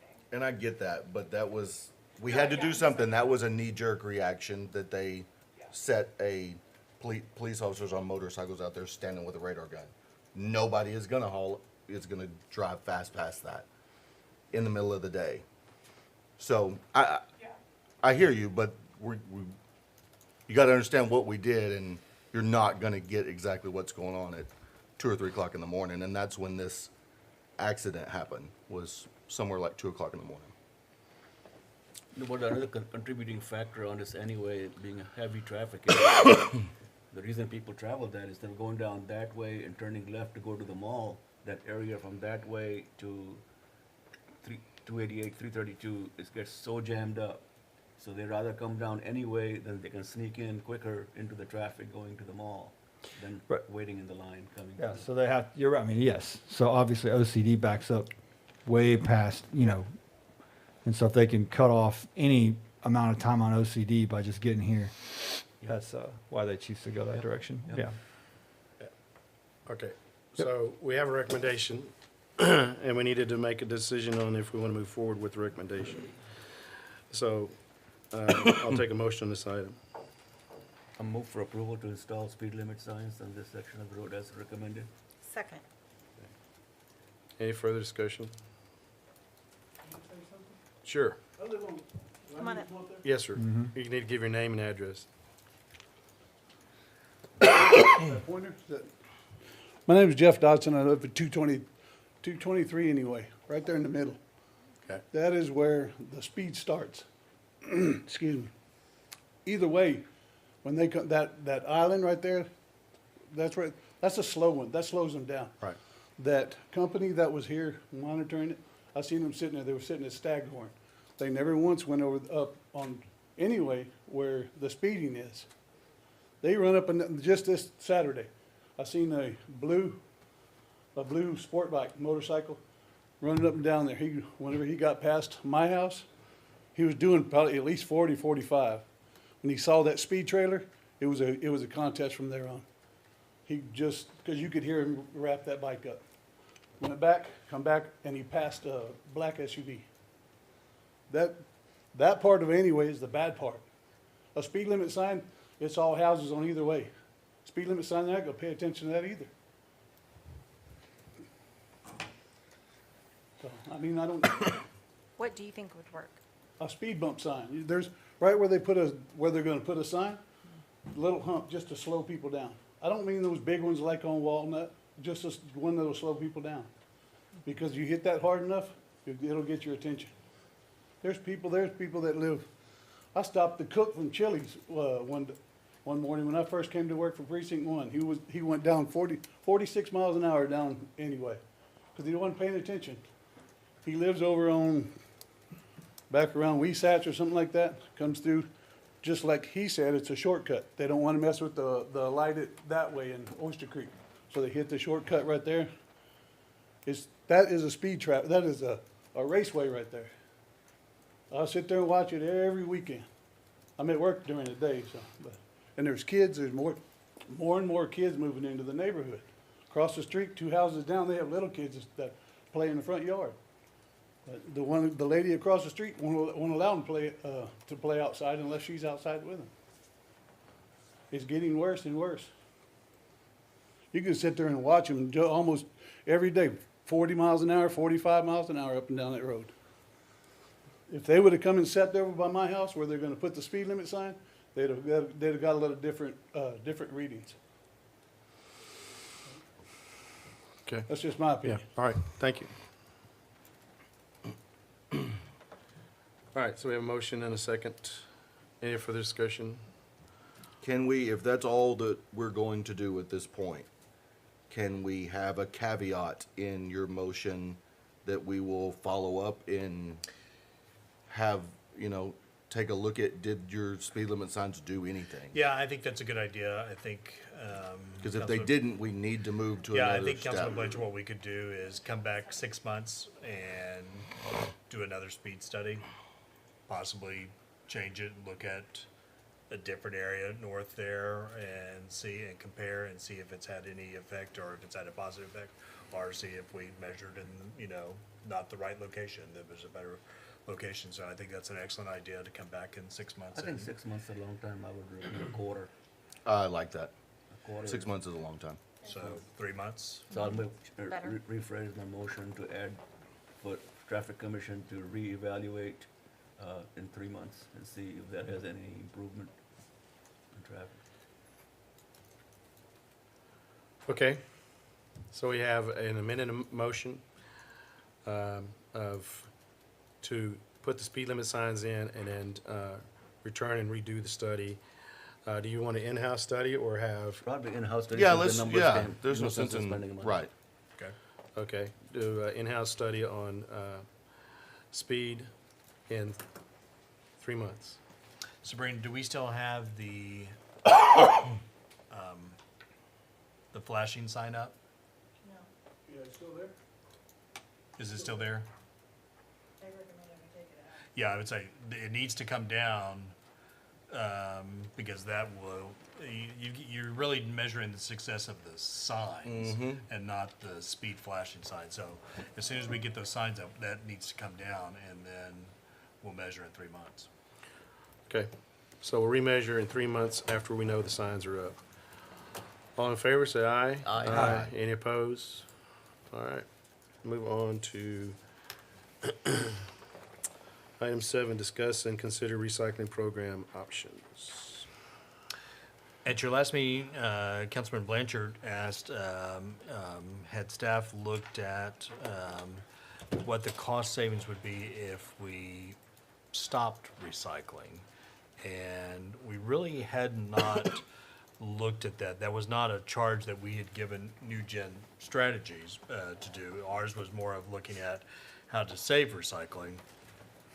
But a large part of their study also had a cost component of it, of what was the base level of providing recycling, and then if we make changes, what's the addition to it. I met with staff over the last week or so to talk about it, trying to identify what the cost savings would be, and then also what's the cost of picking up the material, because the material it's still there. It gets relabeled as trash, but it still has to be picked up. And so you still have that staff manpower. So at the table, what I tried to show, what I highlighted from staff, is that the recycling service, what would be if the service was discontinued, the building lease from Verner right now would go away. That's a 60,000 savings. The hauling to Houston to the MRF is 87,000, and then the processing net saving is 36,000. The processing fee before that was somewhere in the 70,000 to 80,000, but now it converts over and it's now landfill fees. You got to put it in the landfill. Now you got to pay the tipping cost, but the component of staff still stays the same. So there's no staff saving dollars there. They've moved to sanitation and picking up the items. But you do eliminate one truck from it. There's 2 trucks. One truck would go now, my recommendation, after listening to them, one truck would go into the sanitation route. We have 5, we'd probably go to 6. And take that same staff and rearrange them, but one truck would go away. That's a $51,000 savings from the truck, and that's the purchase price over 10 years. I didn't have fuel it does, it includes fuel as well. So that is $234,000. There's no truck savings on the commercial load side. They would pick it up and then just take it to the landfill. But it's divided by the number of household apartment garbage. So that's 12,158 customers. You divide that savings of $234, and it comes out to $1.60 a month. So that's what we would anticipate. If we discontinued recycling service, there would be $1.60 a month. The $240 would then go to garbage. So right now, the recycling rate is projected to be $4 a month. If you discontinue it, you take $1.60 off. $240 gets added on to the trash bill. So explain to me how you lose a truck. 'Cause I thought I heard you say you were adding, you would go to 6 trucks, but then you started Yeah, taking we one have off. 2 trucks right Okay. now dedicated to recycling on Thursday. So you and lose Thursday, one and Friday. move one Lose over. one then goes to the operation, because if you don't do that, what it does is you start winding up paying more overtime, because now you're picking up more trash. In theory, you're picking it up over 4 days, but then the guys are picking up later because they're picking up 720 tons of material that was picked up by these 2 dedicated recycling trucks. Now they're picked up on Monday and Tuesday and Thursday and Friday as part of the trash route. Ours would be, rather than have 2 dedicated trucks picking on Thursday and Friday, you move one of those trucks and then make a 6-man route, and then pick up, that same material over 4 days and try to become more efficient, in that regard. Did Seabreeze say why they were stopped? They said they wanted to repurpose that facility for their other uses. So it wasn't making them enough money, probably. Yeah, that facility was built with grant dollars, and then we had a 10-year agreement with the coalition, and then it became theirs because it's on their property. And then it had a fire, the equipment was lost, and then it became a staging facility for recycling since they weren't processing anymore. And then it became, then shipping to Houston. But they want to repurpose and use it for other things and not. So it looks like one of the recommendations that we're looking at kind of longer term is to build our own and to manage our own. And we're having difficulty managing and hiring for our sanitation now. What would that look like with an additional sanitation facility? So the staging facility, we're still looking at that we would operate that with our current 2 staff members at the mold site. The material still would be picked up on Thursday and Friday, and then it would, it's really dropped off the trucks are emptied on Friday. So we fill up the trucks, they're half full, and then on Friday, they're full. We would dump them on the floor, and then we would bring we'd either have a skid loader or we'd use, I guess we call it baby, I don't know, the front loader. And we would use the material to push it onto the conveyor belt. The conveyor belt would then move it into a 40-yard box container or larger and stuff. So the staff time, for moving the material would be a short window on Friday or Saturday, moving the material there. So it's just sitting there until it's ready to be hauled. So there wouldn't be a lot of staff time dedicated to working inside the facility. We'd probably be using the same person, the light equipment operator that works the material at the mold site. They just would move over during that time and use and work at the recycling facility. But that's the big cost out of this. So the $1.60 is really not the savings. It's not in my opinion, it's not enough, to make a recommendation to stop that service. The key question is, does council, feel to make the 1.9 million investment? And if council did not want to, then we need to really have that, discussion. The $1.60 just doesn't seem to be there. But the 1.9 million, I can understand the interest there. It's like if you want to continue it. The reason why we're making the recommendation of building the facility is because, I guess we have a stay for a better, explanation with Werner Material helping us out, but I don't know if it's the long term. He's not really helping us out. I don't know. He's a lot of profiting, money. but I also don't know if it's a long term answer. They may say, That's a win-win. we may be here like we were last year with Seabreeze saying goodbye. Werner Material could also in a year from now say goodbye. So this is the only way to kind of control our fate if we want to be part of it. The other item that I mentioned was, of course, I wasn't here when we started the recycling program. I think it started in somewhere around 94. We separated out the cost. And so we had a separate fee and we had a sanitation fee. A lot of cities don't do that. They have just one fee and it's included. We don't break out other portions of Why, the trash why would they do business. that? Why did they do that? I, Except for I like think ours. because it was just probably a new item on there. We don't break out the cost for doing the mulch site and picking up mulch. That's $8. My calculation is that cost us, out of your bill, $8 of that goes just to pick up brush.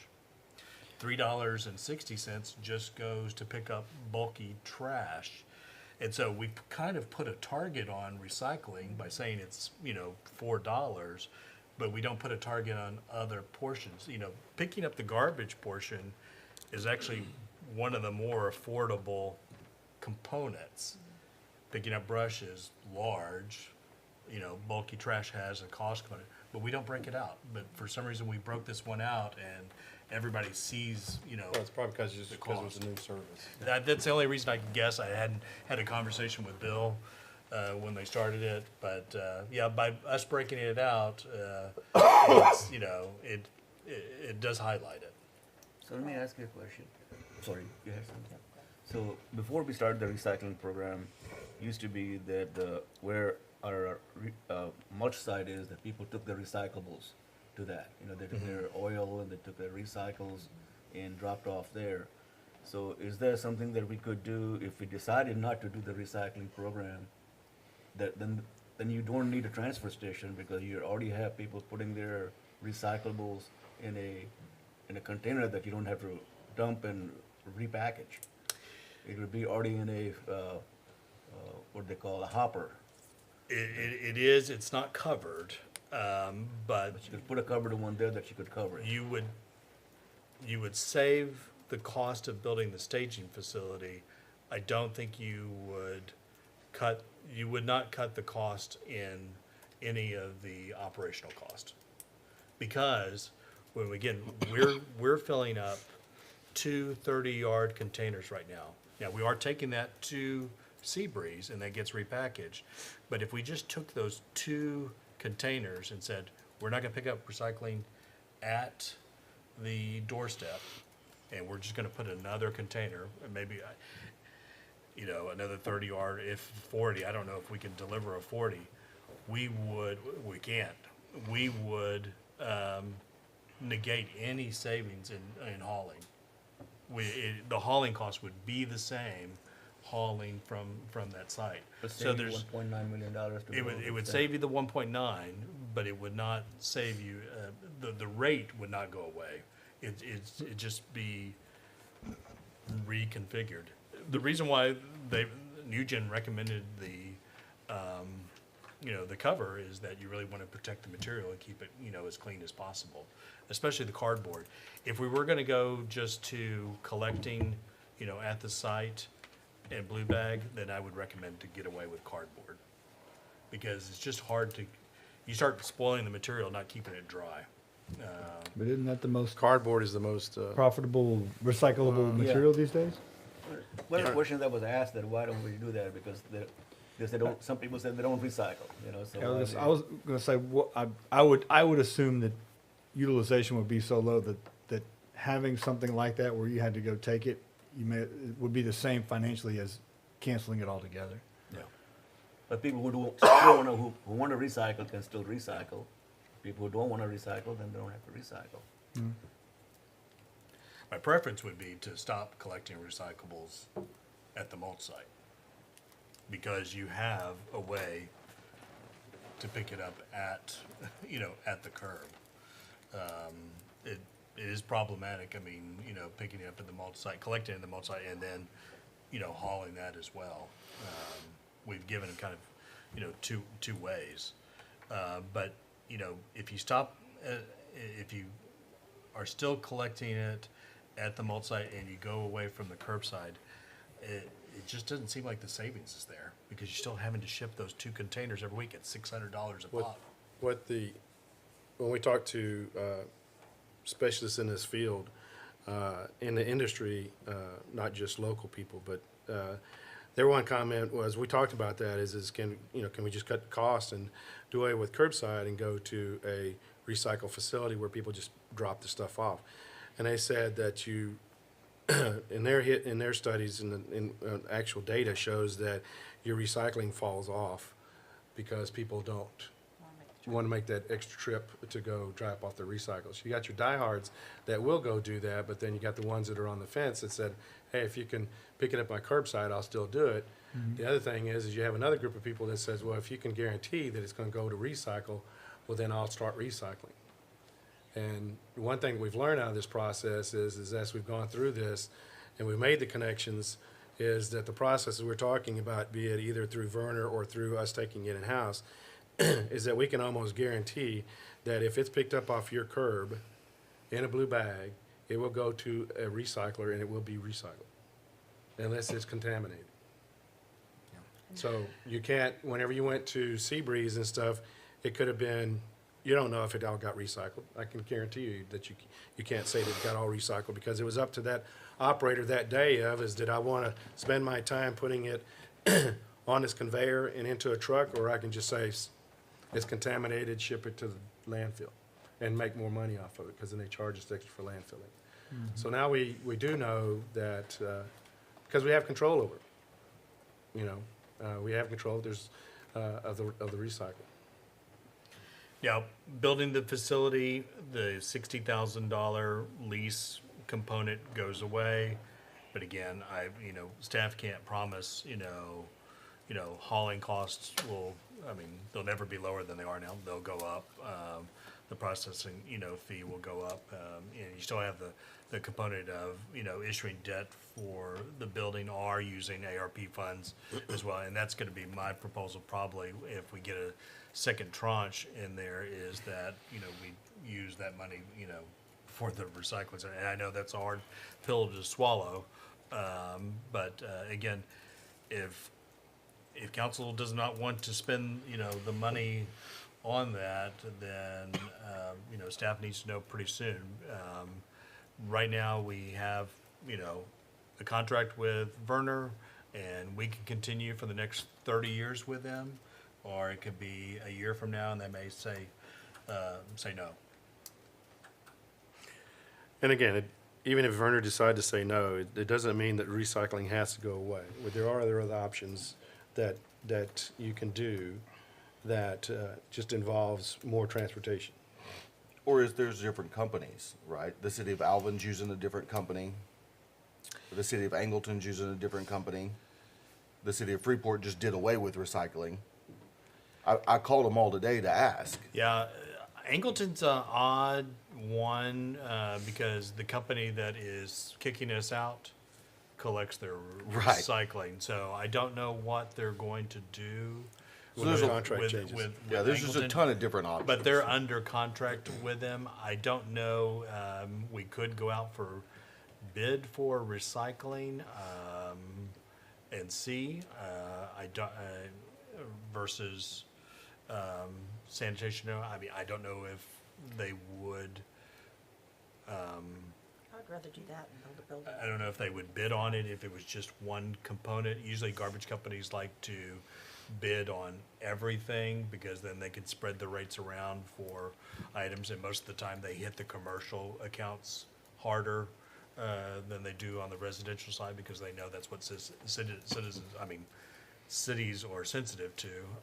So I don't know. I don't know the answer to that. They could be. But if you went to other options, then you cannot have bags on the street. You will have to go to container. Most likely container. Yeah, I would say And then- if we did go the private sector route, they would probably say container because they know just as well labor's hard to get, and so they're going to try to be as efficient as possible. And the they two would go issues to with that, automated. people like Jackson is an elderly community as well. It's them dragging the container down from their garage to driveway and up and back, and that's an issue. People are not gonna like that. Having those containers not put back in the straight order all over the streets and yards, that's another, I'm not a favor of going to third-party garbage collection because those things are never delivered as promised, and they're eyesore and hard to manage. And if we do, we'll never be able to go back to our own garbage collection. And just my 2 cents. In this instance, I think I only heard looking at recycling. I don't know if it was for garbage. But you said, you know, if you want, they're gonna want your whole thing, they're not gonna want just to do recycling. Oh, but that is So, true. I mean- We don't know. Yeah, so. We can go, I hear you completely. And that my 2 cents is I would rather us look at every option we possibly can, because 1.9 is going to be a pill that I don't know that I can swallow. That to me is a lot of taxpayer money that it just, I want to make sure that's our last option, I guess is what I'm saying.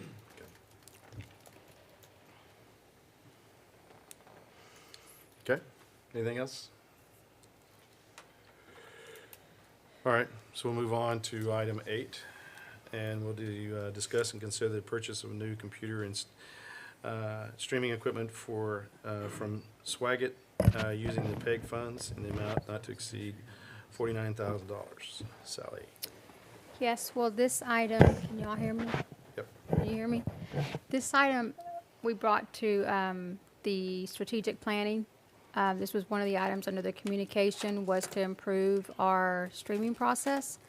So this is just asking for approval to purchase the equipment, the hardware equipment, out of the PEG funds. We currently have $412,000 in that fund, and we're asking for $49,000 to purchase the cameras, all the equipment that's needed, to have a better HD. And Sally, this is the company that allows us, like when we live stream Facebook our meetings and Yes, stuff, ma'am. like a citizen can say, okay, I just want to talk about recycling. And they can- Exactly. So everything is indexed and Indexed. tagged. Yes, Correct. this is the equipment that will allow us to do that. Angleton does that. Angleton, It's very yes. user-friendly. Yes. Yeah. Yes. So it helps increase transparency, really. Yeah, there's 3 cameras. They have the ability, they're pan, tilt, and zoom. They have the ability to zoom in, and whoever's talking, our digital, our overhead would be a digital image rather than a picture of a picture right now.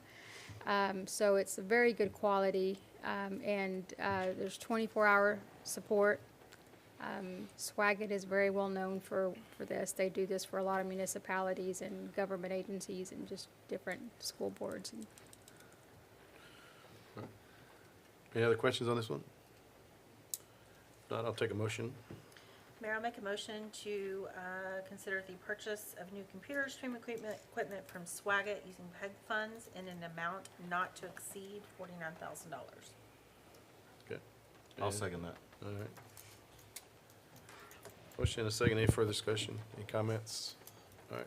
All in favor, say aye. Aye. Any opposed? All right, number 9, authorize city manager to execute a contract with Gomez floor covering through the buy board contract numbers 642-21 for replacement of flooring in the recreation center in the amount not to exceed $80,000. Robin?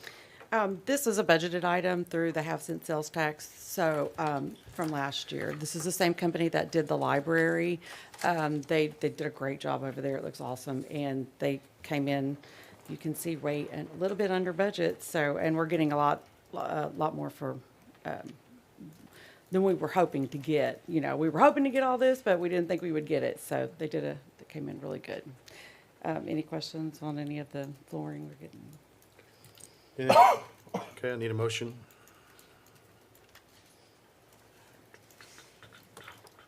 I move to authorize city manager to execute a contract with Gomez Flooring covering through the buy board contract number 642-21 for replacement of flooring in the rec center in the amount not to exceed $80,000. Second. Okay, we have a motion and a second. Any further discussion? All in favor, say aye. Aye. Any opposed?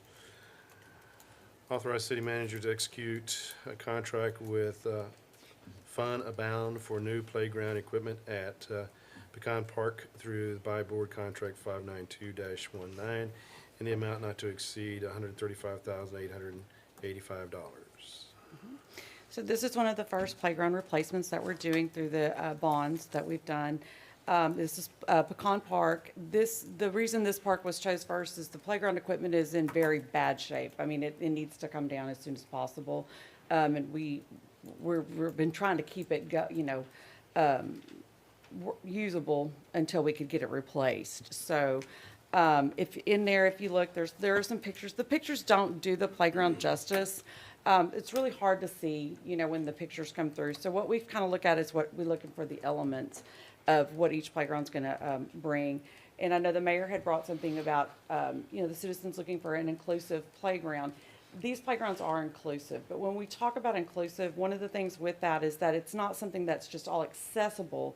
Inclusivity goes with other things too. So it's with all disabilities. I mean, there's children with autism, hearing impairments, intellectual disabilities, and different things like that. So we want to bring in elements that fit everyone for that. And there's several things on this playground site that'll do that with the little sensory boards that we have for the cognitive skills. There's the little pads that you can jump on. There's just several little different elements. I did try really, really hard to do the port in place throughout the entire thing. And the port in place takes 50% of your playground budget, and we just couldn't do it. So we do have the mulch around the swing set areas like we do at some of the other ones. Robin, over time, can the area that are not poured in place, can they come back and do those at a different time? Yeah, they can, because they're going to do the concrete border around the entire thing. They fix the French drains and all of that in there to keep with the drainage and stuff, even in that, so they can come back.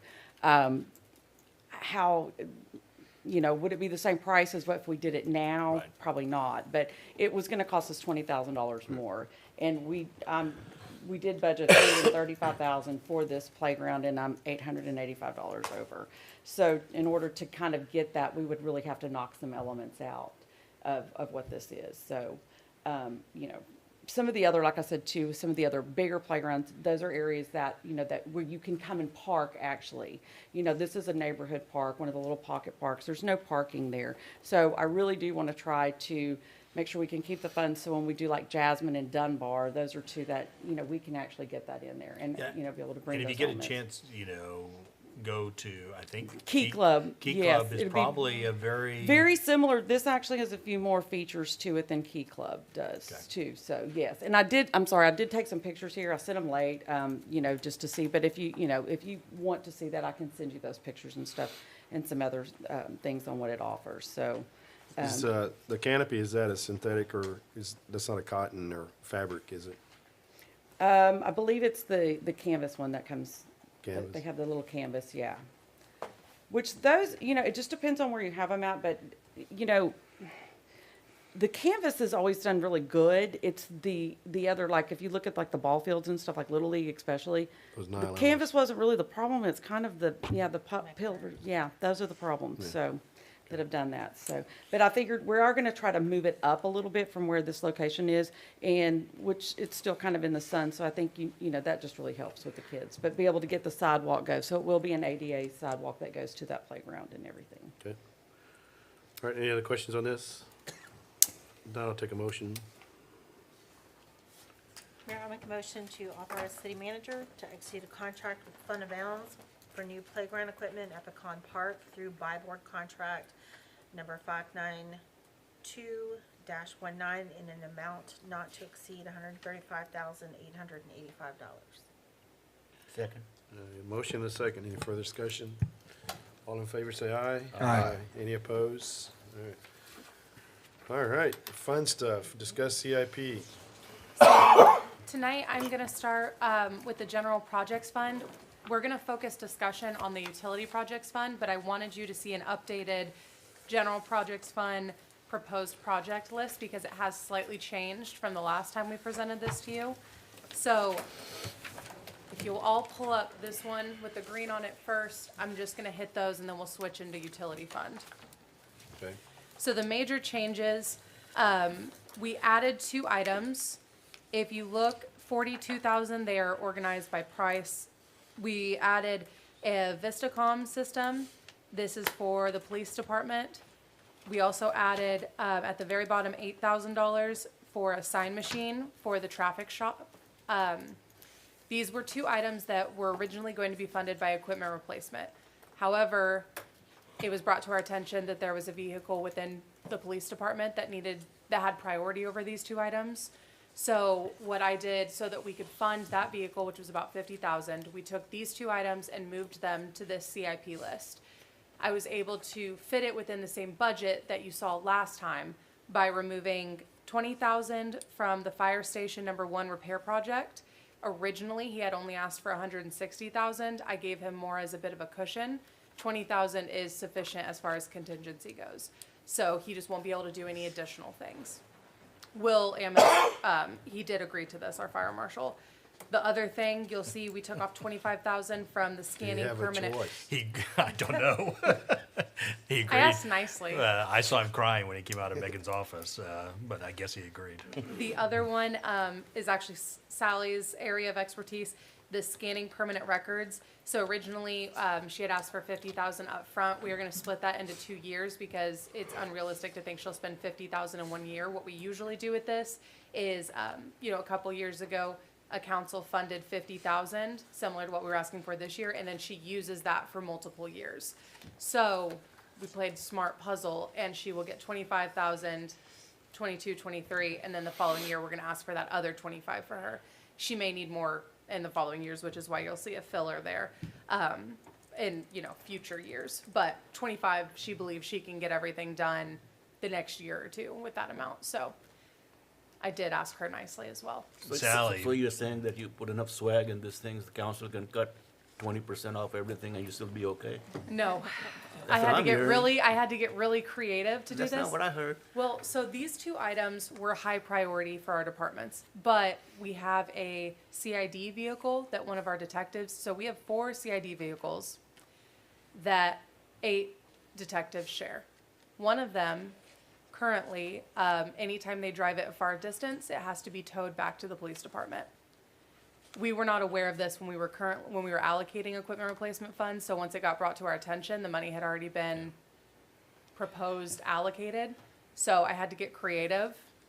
So I cut budgets that I would not have typically recommended cutting, which was the only way that we could fit these two and that vehicle in. I really like budget stuff, so I'll sit and stare at numbers all day if it means we can fund more stuff. So that is the general fund. I don't recommend that we talk about this tonight. My recommendation is that since this has changed, we hold off on this until the next meeting, and then we'll just focus purely on general fund next meeting, and this meeting we can talk about utility. Is everyone comfortable with that? Okay, I'm gonna move on to the utility, so you're gonna look at the blue packet. Nothing has changed with this since it was brought to you at our CIP workshop. I can run through it if you would like, but I think everyone's comfortable probably with the projects. Like I said, it was exactly as was proposed. Nothing has changed. So this time is essentially just for council, since you didn't get to discuss it at the last CIP workshop. It's any questions you might have. I don't know that we have all of the directors here, so I will try to answer them as best as I can, or we can get you answers later. But anything you might have thought of, if you want us to look at allocating money to other places, if there's a project you feel like should be moved up or moved off, happy to discuss that now. And for anyone in the, yes, we have copies over on the credenza if anyone wants to see it.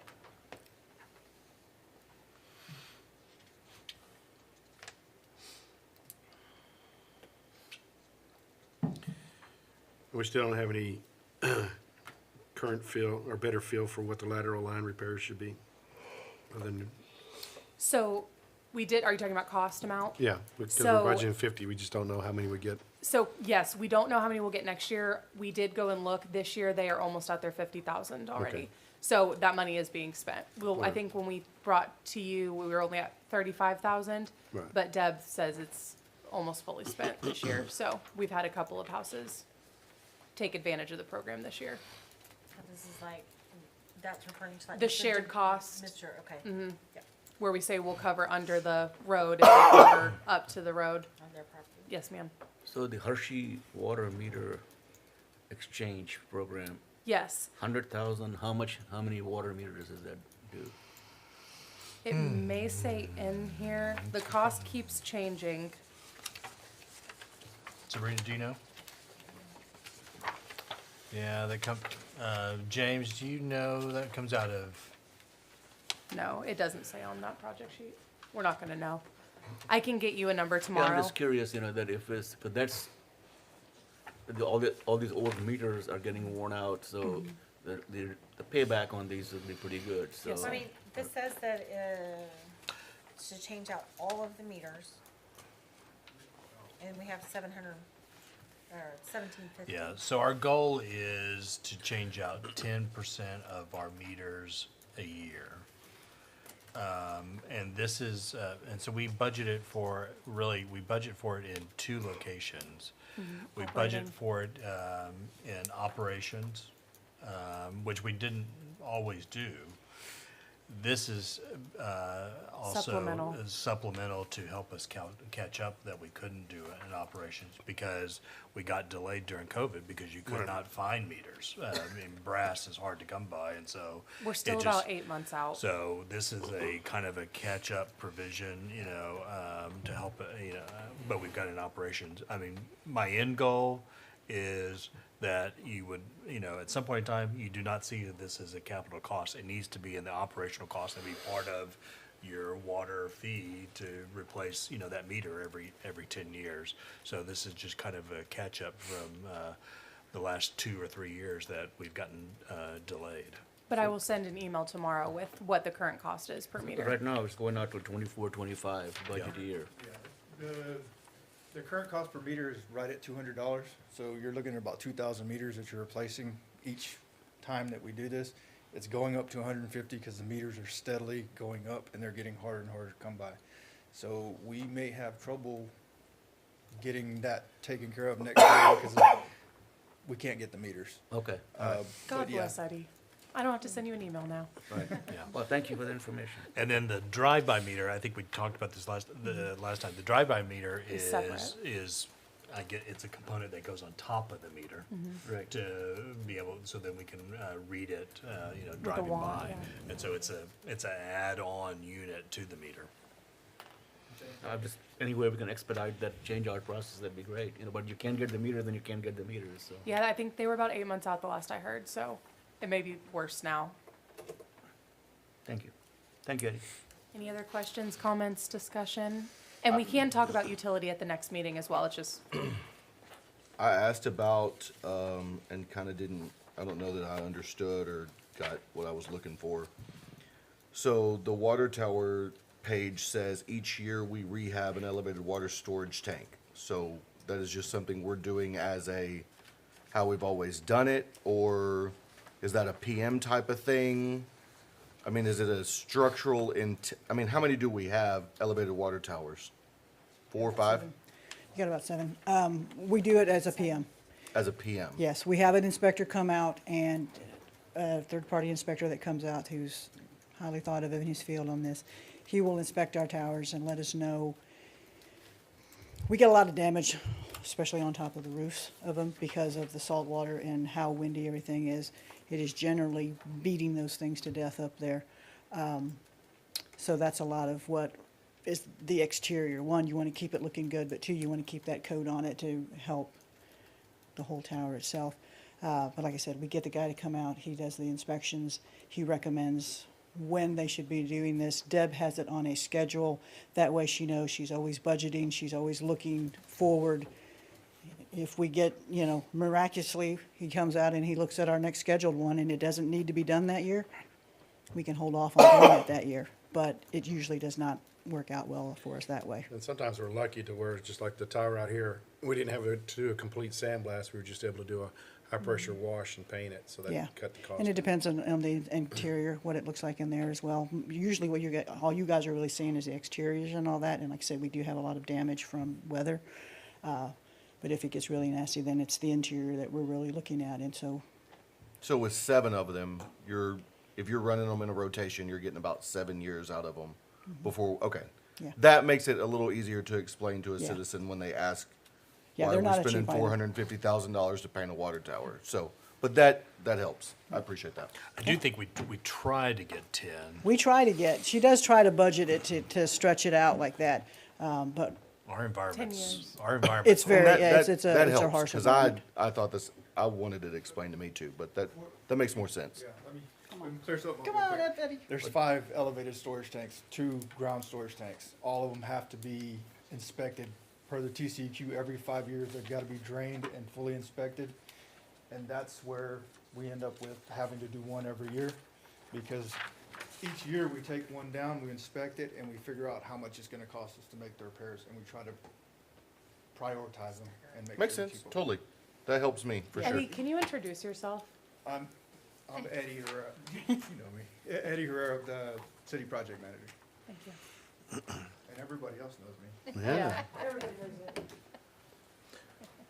All right, any other questions on these? All right, we'll move on to, agenda, okay, move on to, again, like Megan said, we always have the option to discuss an item if you have one on later dates. Item 12 is update on new businesses coming to our city. Good evening, Mr. Mayor, members of council. As you'll notice, that once again, the new permits section is blank because we have not received any new applications. However, you will notice that this particular format does include some highlights. These are things that have changed since the last update. So if we want to just take a quick look at those, we know that Arlen's is, I just did the final inspection on the white box, meaning that the building now is ready to be, every portion of that building is ready to be turned over to a tenant. So you've got proposed Harbor Freight on the left-hand side, the shopping center side. You have Family Dollar on the Jack in the Box side, and you have an empty space in the middle that is now ready for a tenant. No more work from the general contractor in that regard. Julia's Donuts is now under construction. Harbor Freight is also under construction, and the Regal Storage expansion, we have received an application, and that should be in front of the planners tomorrow. And this is the location, for Regals, this is the one that's closest to Buc-ee's. Yes, Yeah. yes, Okay, so they're doing an down expansion. 2004. Yes, ma'am. Down 2004. Yes. And to give you a quick update on a project you haven't asked for, but I imagine it's probably coming. The framing continues out at the Villa Apartments. However, I'm about ready to have a conversation with them tomorrow to ask for a revised time frame, because right now I have a whole bunch of walls that are up that are missing a key structural component known as a roof. So as we enter hurricane season, that is a concern to me. Yeah. Be a bunch of pickup sticks. Any questions, comments, or concerns? So what's your recourse when you have that conversation with it? All you're getting is a timeline? We don't have anything to say. Really, we probably Finish it. don't have a huge hammer in that regard, but it would, I'd be able to provide information to you, and I'd be able to work with them to make sure that they prioritize putting a roof on there in lieu of doing other site work for new buildings. Because right now I have a whole bunch of walls which are going to be very subject to the forces of wind without that roof framing So to at hold this them in point, there's place. probably not any kind of hurricane ties or anything. You have Attaches to studs and slab. plates that are attached to concrete foundation. You have structural wall sheathing, but those are kind of going to act like a sail. Right. How long have they And been just be a building wind these block. apartments? Way too long. Yeah. Yeah. No, the project goes back to 2019 is when they first made application, but then it took a long time for them to do any kind of construction work. Okay. All right, thank you very much. Okay, so then we've got an empty bottle falling there. All right, update on the burning of the bushes, the debris.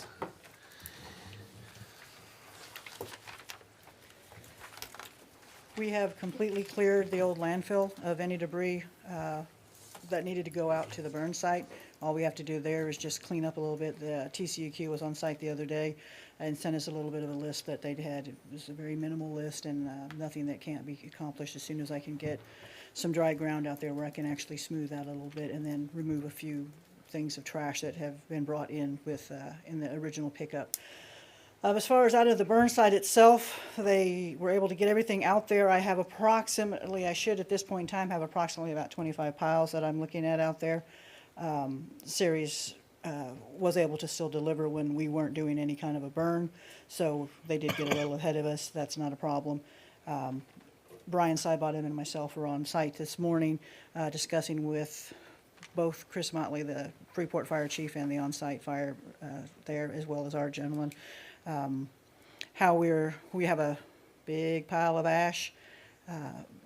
Still got some really big logs in the middle of that, so we're working at opening that up so that that flame will get there and we'll go ahead and burn all of those. We're also pushing up all the debris as close to we can get that. We are having some delays. One, we had a little bit of a rain delay. The other thing that we're having is not only is that rain hitting us when it rains, it is making there was a lot of dirt that was brought in with this debris from pickup from the landfill and taken out there. So when that dirt gets wet, turns into mud, it's really hard it's hard for the fire department out there to keep it going, get that to light up. Currently, right now, we don't have any major concerns that we won't finish. We are thinking perhaps we would have to do another dozer rental, but at this point in time, we're holding off on that. We don't see that we're being pushed for that right now. Everything is actually going pretty good. Like I said, a few rain delays, a little bit on that, but no major stumbling blocks or anything that tell me that we shouldn't be able to make our deadline. And if we do have to extend, we have already gotten permission that we can extend the deadline a little bit. So, but it doesn't look like we're going to have too much of an issue, I don't think. And then at the bottom, you can see, I just wanted to remind everybody of how much the storm cost us. $550,000 in the last fiscal year when the storm hit, and then $813,000 this fiscal year. And the 813 is predominantly, it's all debris. There's no emergency response Does that include that? in there. And so, The invoice that just came in? yeah, we're hitting almost close to 1.4 million. Okay. Well, thankfully, our sales tax came in higher than what we expected, so we did have some money. All right. We have next is construction projects. Construction projects. So, wasn't feeling well, so he went home today. So I'll give you a little update on the construction projects. The big one downtown is moving nicely, I would say. It hasn't been a very smooth sailing on that project, but it is moving. We have found a lot of things which we knew was going to happen. It's an older part of town, and they found a lot of things when they started digging. So there were a lot of delays because of pipes that were in the way, gas lines that we didn't know were there, cables, things like that, that just kind of slowed everything down. But they are moving forward now. Drainage is almost complete.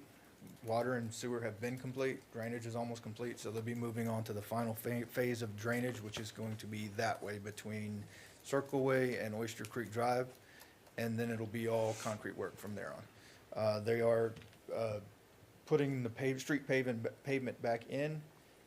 Today they started the sidewalk work, and we've already run into a few small issues there, but they're fighting through it, and they're going to keep going. Eddie, can you speak to the leak that everybody keeps on bringing to our attention? So there were a couple leaks that popped up, and those leaks were going to resolve themselves when we abandoned the old line. One was at the corner of Circle Way and that way. There was a valve that didn't hold and broke while we were closing it, and so it had a small leak out of the top. That was the leak on Circle Way, draining back towards the car wash, I guess.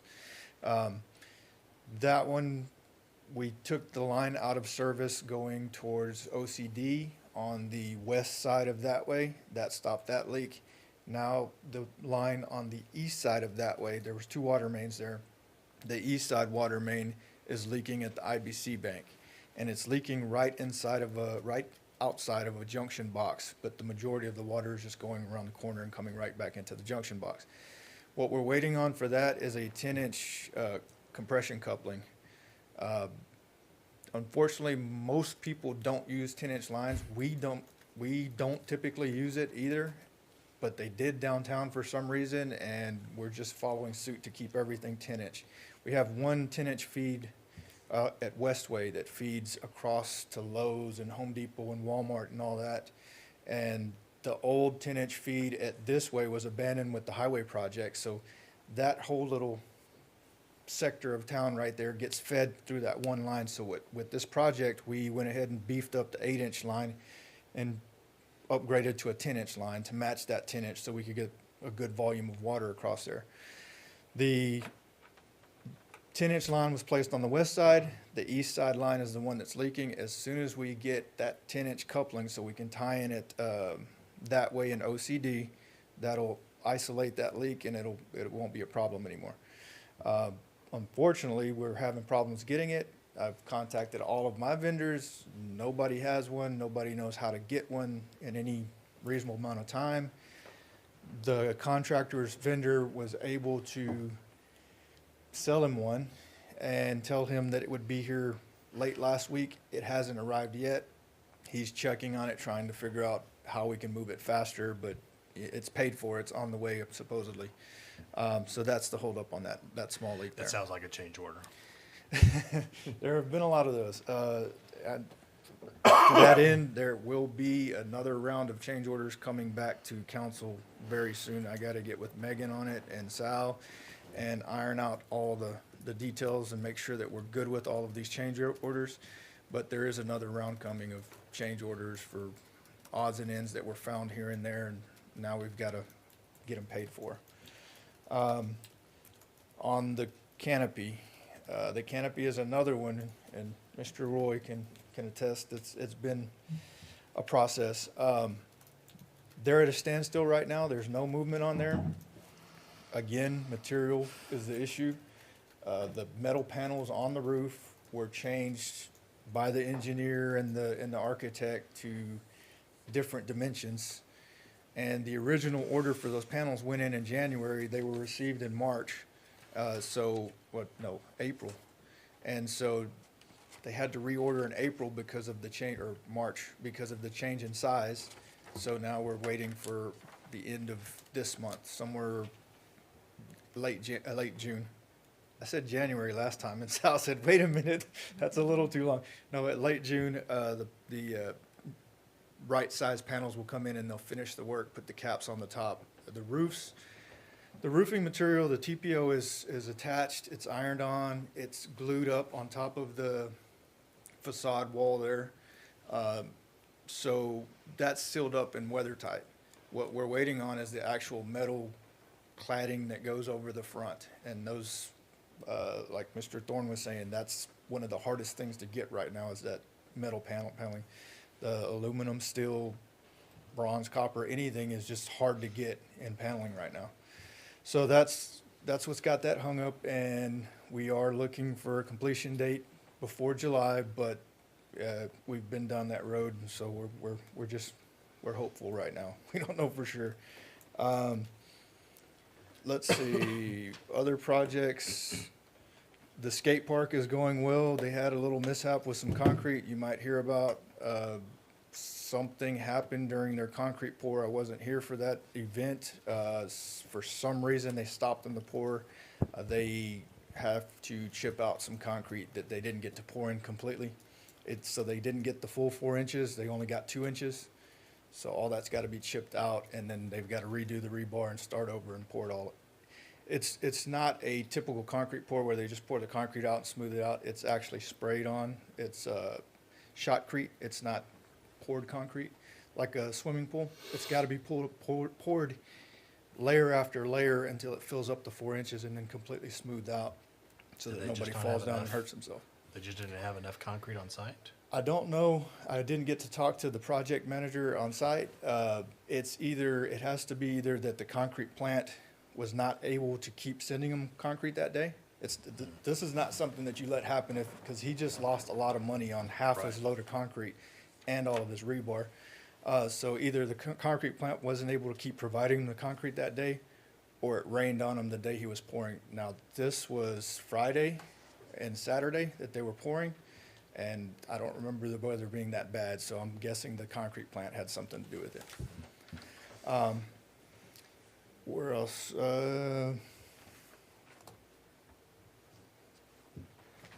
On the cured in place liner, might as well give you guys an update. We don't have a lot of numbers yet. That's why we haven't brought it back.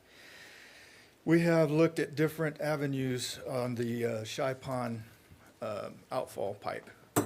We looked at cured in place, which is what VDD suggests on all their larger pipe. It's what they've been doing. It's what they know works. We decided to go with them and try to put a bigger project together and get some value for our money. It didn't work out. It was too overpriced on our end. The big issue is they typically do large pipes, but they typically do short runs. And when you put in these liners, you have to superheat the liner itself by either boiling water or putting steam in it. And then you cut the liner at the outfall, which happens to be Oyster Creek near the dam. And if you put in 50,000 gallons of boiling water into a creek, it tends to kill everything that it touches in there. Even with the steam, it's a much more expensive option because they have to heat the water to steam and then fill the sock with it. So they've got a separate 18-wheeler that heats it up and pumps it in. But you still have a little chemical residue, styrene, that comes out of the sock itself. And that styrene itself is an issue because when it goes out, it poisons all the water there and all the fish die. So we had to get a non-styrene steam option or a pumping option where they recovered the hot water and pumped it back into our sanitation system or to a detention pond where it could cool before it goes out and gets released to the creek. So those options made it very expensive. So we explored a Shot Creek type of application where they come in and spray a calcium aluminum compound in there that sets up like concrete. And it's structurally, it's much stronger than concrete. But our issue is ovality of the pipe. When the pipe starts crushing, it doesn't have the same strength. So a perfectly round pipe can withstand a lot of pressure in all directions. Once you squish it into an egg shape, it's really strong this way, but this way it just smashes with the dirt. The problem there is they don't know exactly how much material they have to put on the sides of the pipe to get it back to full strength of being round. So there was a lot of cost added because they were going to have to get an engineer to do a study before they could ever touch it. So that came in really high too. Since then, we've explored an option of pipe bursting, which is something that we typically do for smaller pipes. Just put a missile in there, a ram, air-powered ram that just pushes through the pipe, explodes the existing pipe, and pulls a new pipe through. With a pipe that size, it takes a lot of equipment and really big boring machines. They don't use a ram, they use a hydraulic static pulling pig that goes through there, expands the pipe and pulls it through. Because of the ovality, a standard operation, which is really expensive for that, wouldn't work. So it would have to be a super tension pull. So they would pull on this 50-inch pipe so hard that it would reduce the OD of that pipe down to 40 inches or so. And they'd pull it through that pipe and then release the pressure on the other end, and it would spring back to 50 inches inside and push the pipe open. That wasn't very cheap either, but we haven't gotten that price yet. Can I ask Eddie to sit down? Yeah. So I thought Sal depressed me. We've been exploring options, and we've been trying to find something that will work. We're looking now at maybe smaller pipe lining inside of there, getting away from the 60-inch that we have, reducing the size, and forcing the water to go through the interconnect if it has to, which that's why the interconnect is there. There's an interconnect on anyway, that concrete ditch that runs all the way down to the highway. That interconnect is in case anything ever happens to those pipes, it can overflow and come back into the VDD system. And so we still have that option that we can put in a smaller pipe and just trust that that interconnect will move the water away if it needs to. So that's our next option, is to start looking at smaller pipes, special made pipes with extra thick walls that are smaller. And that's where the contractor is right now, looking for prices on the pipe bursting, a mixture of pipe bursting and replacing some sections that are too oval to go back to, that are too oval to do a regular pipe bursting project with. We'll replace those sections, open them up, pull pipe through there, and then backfill everything. Or go in with a smaller pipe inside in both runs and try to force the water out the other way if it needs to go. We're waiting on a meeting for the Beechwood Chemical Building. We're gonna review the plans this week and see what we need to do now to get this project moving. And then we're also gonna have a meeting tomorrow with the dog pound civil engineer and maybe mechanical engineer so that we can get that project moving as well. I think that's all we have. The monument is done. It needs stars on the benches, but the paint, they're having trouble with paint codes. They're trying to match the stars on the bridge. There are little stars that go on the sides of the benches. And that's pretty much all that's lacking there. That and an electrical repair. One of the plugs was accidentally knocked out with one of the tractors, so we have to get that fixed. And then they're out of there. Okay. All right, any questions on anything? No, we're afraid to ask. All right. In positive news, the library is done. Yes. It looks amazing. Thank you to everyone that came out and looked at it. If you haven't seen it yet and you want to, happy to give a tour. Thank you to those that were able to come out, able to make it. I know it was the middle of the day, that was rough, but thank you to those that made it. Yeah, and we're just moving forward with the animal control facility, like you heard tonight. They're on schedule right now, so don't want to jinx them, but we're doing pretty good. So those are my only two updates, but we have our first bond project done, so that feels really good. Yep. Good job. Thank you. So I do have good news. Eddie should not go to the skate park because I went out there Friday morning. Apparently he went Friday afternoon and stuff happened. So it was only I think a section. I'll have to look. Everything was covered this afternoon. They're way above schedule. So even this is not going to slow them down. So they're looking, I don't want to jinx anything, but they could, by the 1st of August, they may be done. So we're already working on the rules and grand opening and different things like that. So that project's really moved. They've not had any delays, and it does. I wish I could have sent pictures. Every time I do the pictures for them, they do so much more. So if you haven't been by, go check it out. So I did get to walk it. Is the park going to be gated and No, No it'll be fenced? open. No, Okay. no, it'll be open. The other good and bad news. So the panels were supposed to be here today for the roof. They were in transit.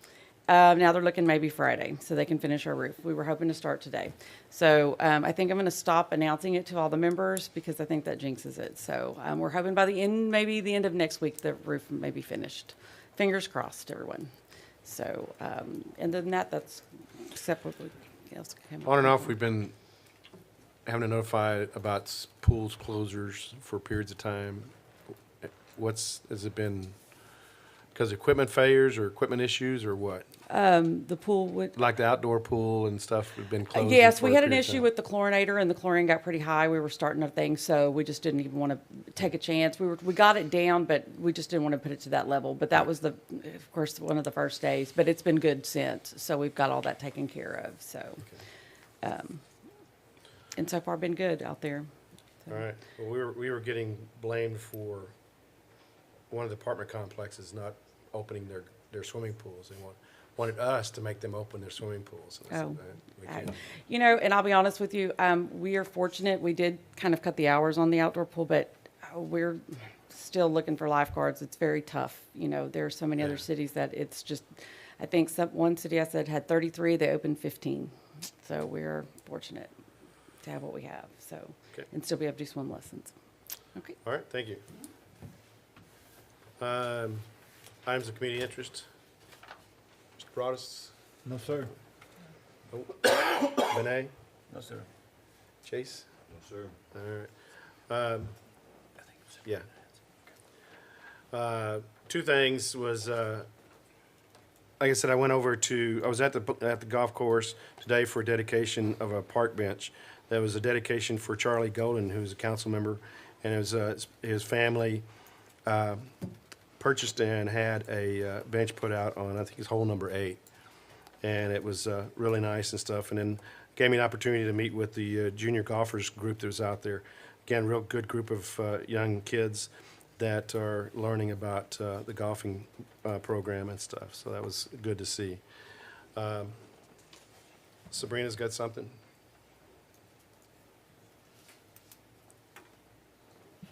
You guys might have noticed out in the lobby as you walked in, there's a little art project. That was designed and built by Clinton Walker, who is our maintenance foreman down in the wastewater treatment plant, and his crew. APWA, which is the Associated Public Works Association, had their annual picnic and conference, and in those things they have various competitions.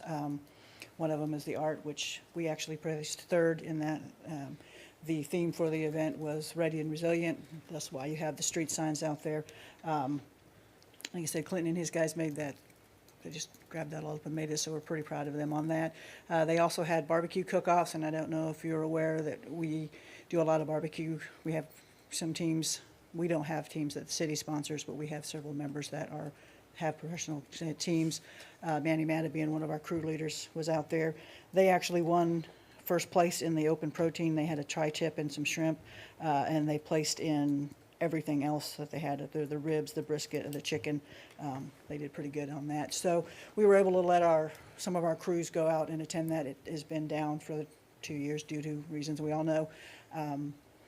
But they said it was a really good turnout. Everybody had a good time. They were also able to place in some of the competitions are, to put it really, really simply, let's put this pipe together. Let's get out and make a repair.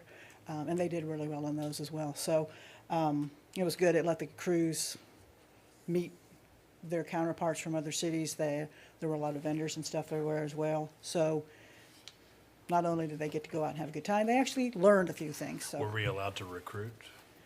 we actually did. You laugh, but Deb actually did. So, we do have a gentleman coming. We do have a guy coming, so. Real quick, we did start the chlorine conversion, so that's underway. Is that correct? Yes. Okay. And As a matter of fact, that's why Clinton is not here. I was going to try to have the crew here to show their art, but we started that tonight. So we have split the crews. We are on our flushing schedule, so half the crew will be out on nights. We try to do our flushing then. So Laura Marie has posted on our page, and you'll see the different areas on that. So if anybody is getting with you about the hydrants running and all that, we are flushing starting tonight. And that is BWA customer-wide. So Yes. Clute, Freeport, Angleton, we are all Yeah, under we're all the on this chlorine burn. conversion process. Yeah, I had somebody from Alvin contact me, want to know if they're on BWA water. I said, no. And they said, well, our water stinks. I said, well, it's not BWA. I don't know where it's coming from, but. All right. Yeah. 2 seconds for a pat on the back. Sabrina, for you to come and pat your guys on the back for something they did outside of work shows a lot about you as a leader. I appreciate that. That's pretty awesome. No, I'm really proud of him. This is Clinton's first year with us, and, that he was able to go and get this rolling. You Clinton's, could top that off with some brisket, though. Yeah. well, did I get any? No, I did not. I got nary nothing, so, I'll have to get on them about that. But I'll let them know that, you guys are like this, so, thank you. All right. Okay, that's it. We're adjourned.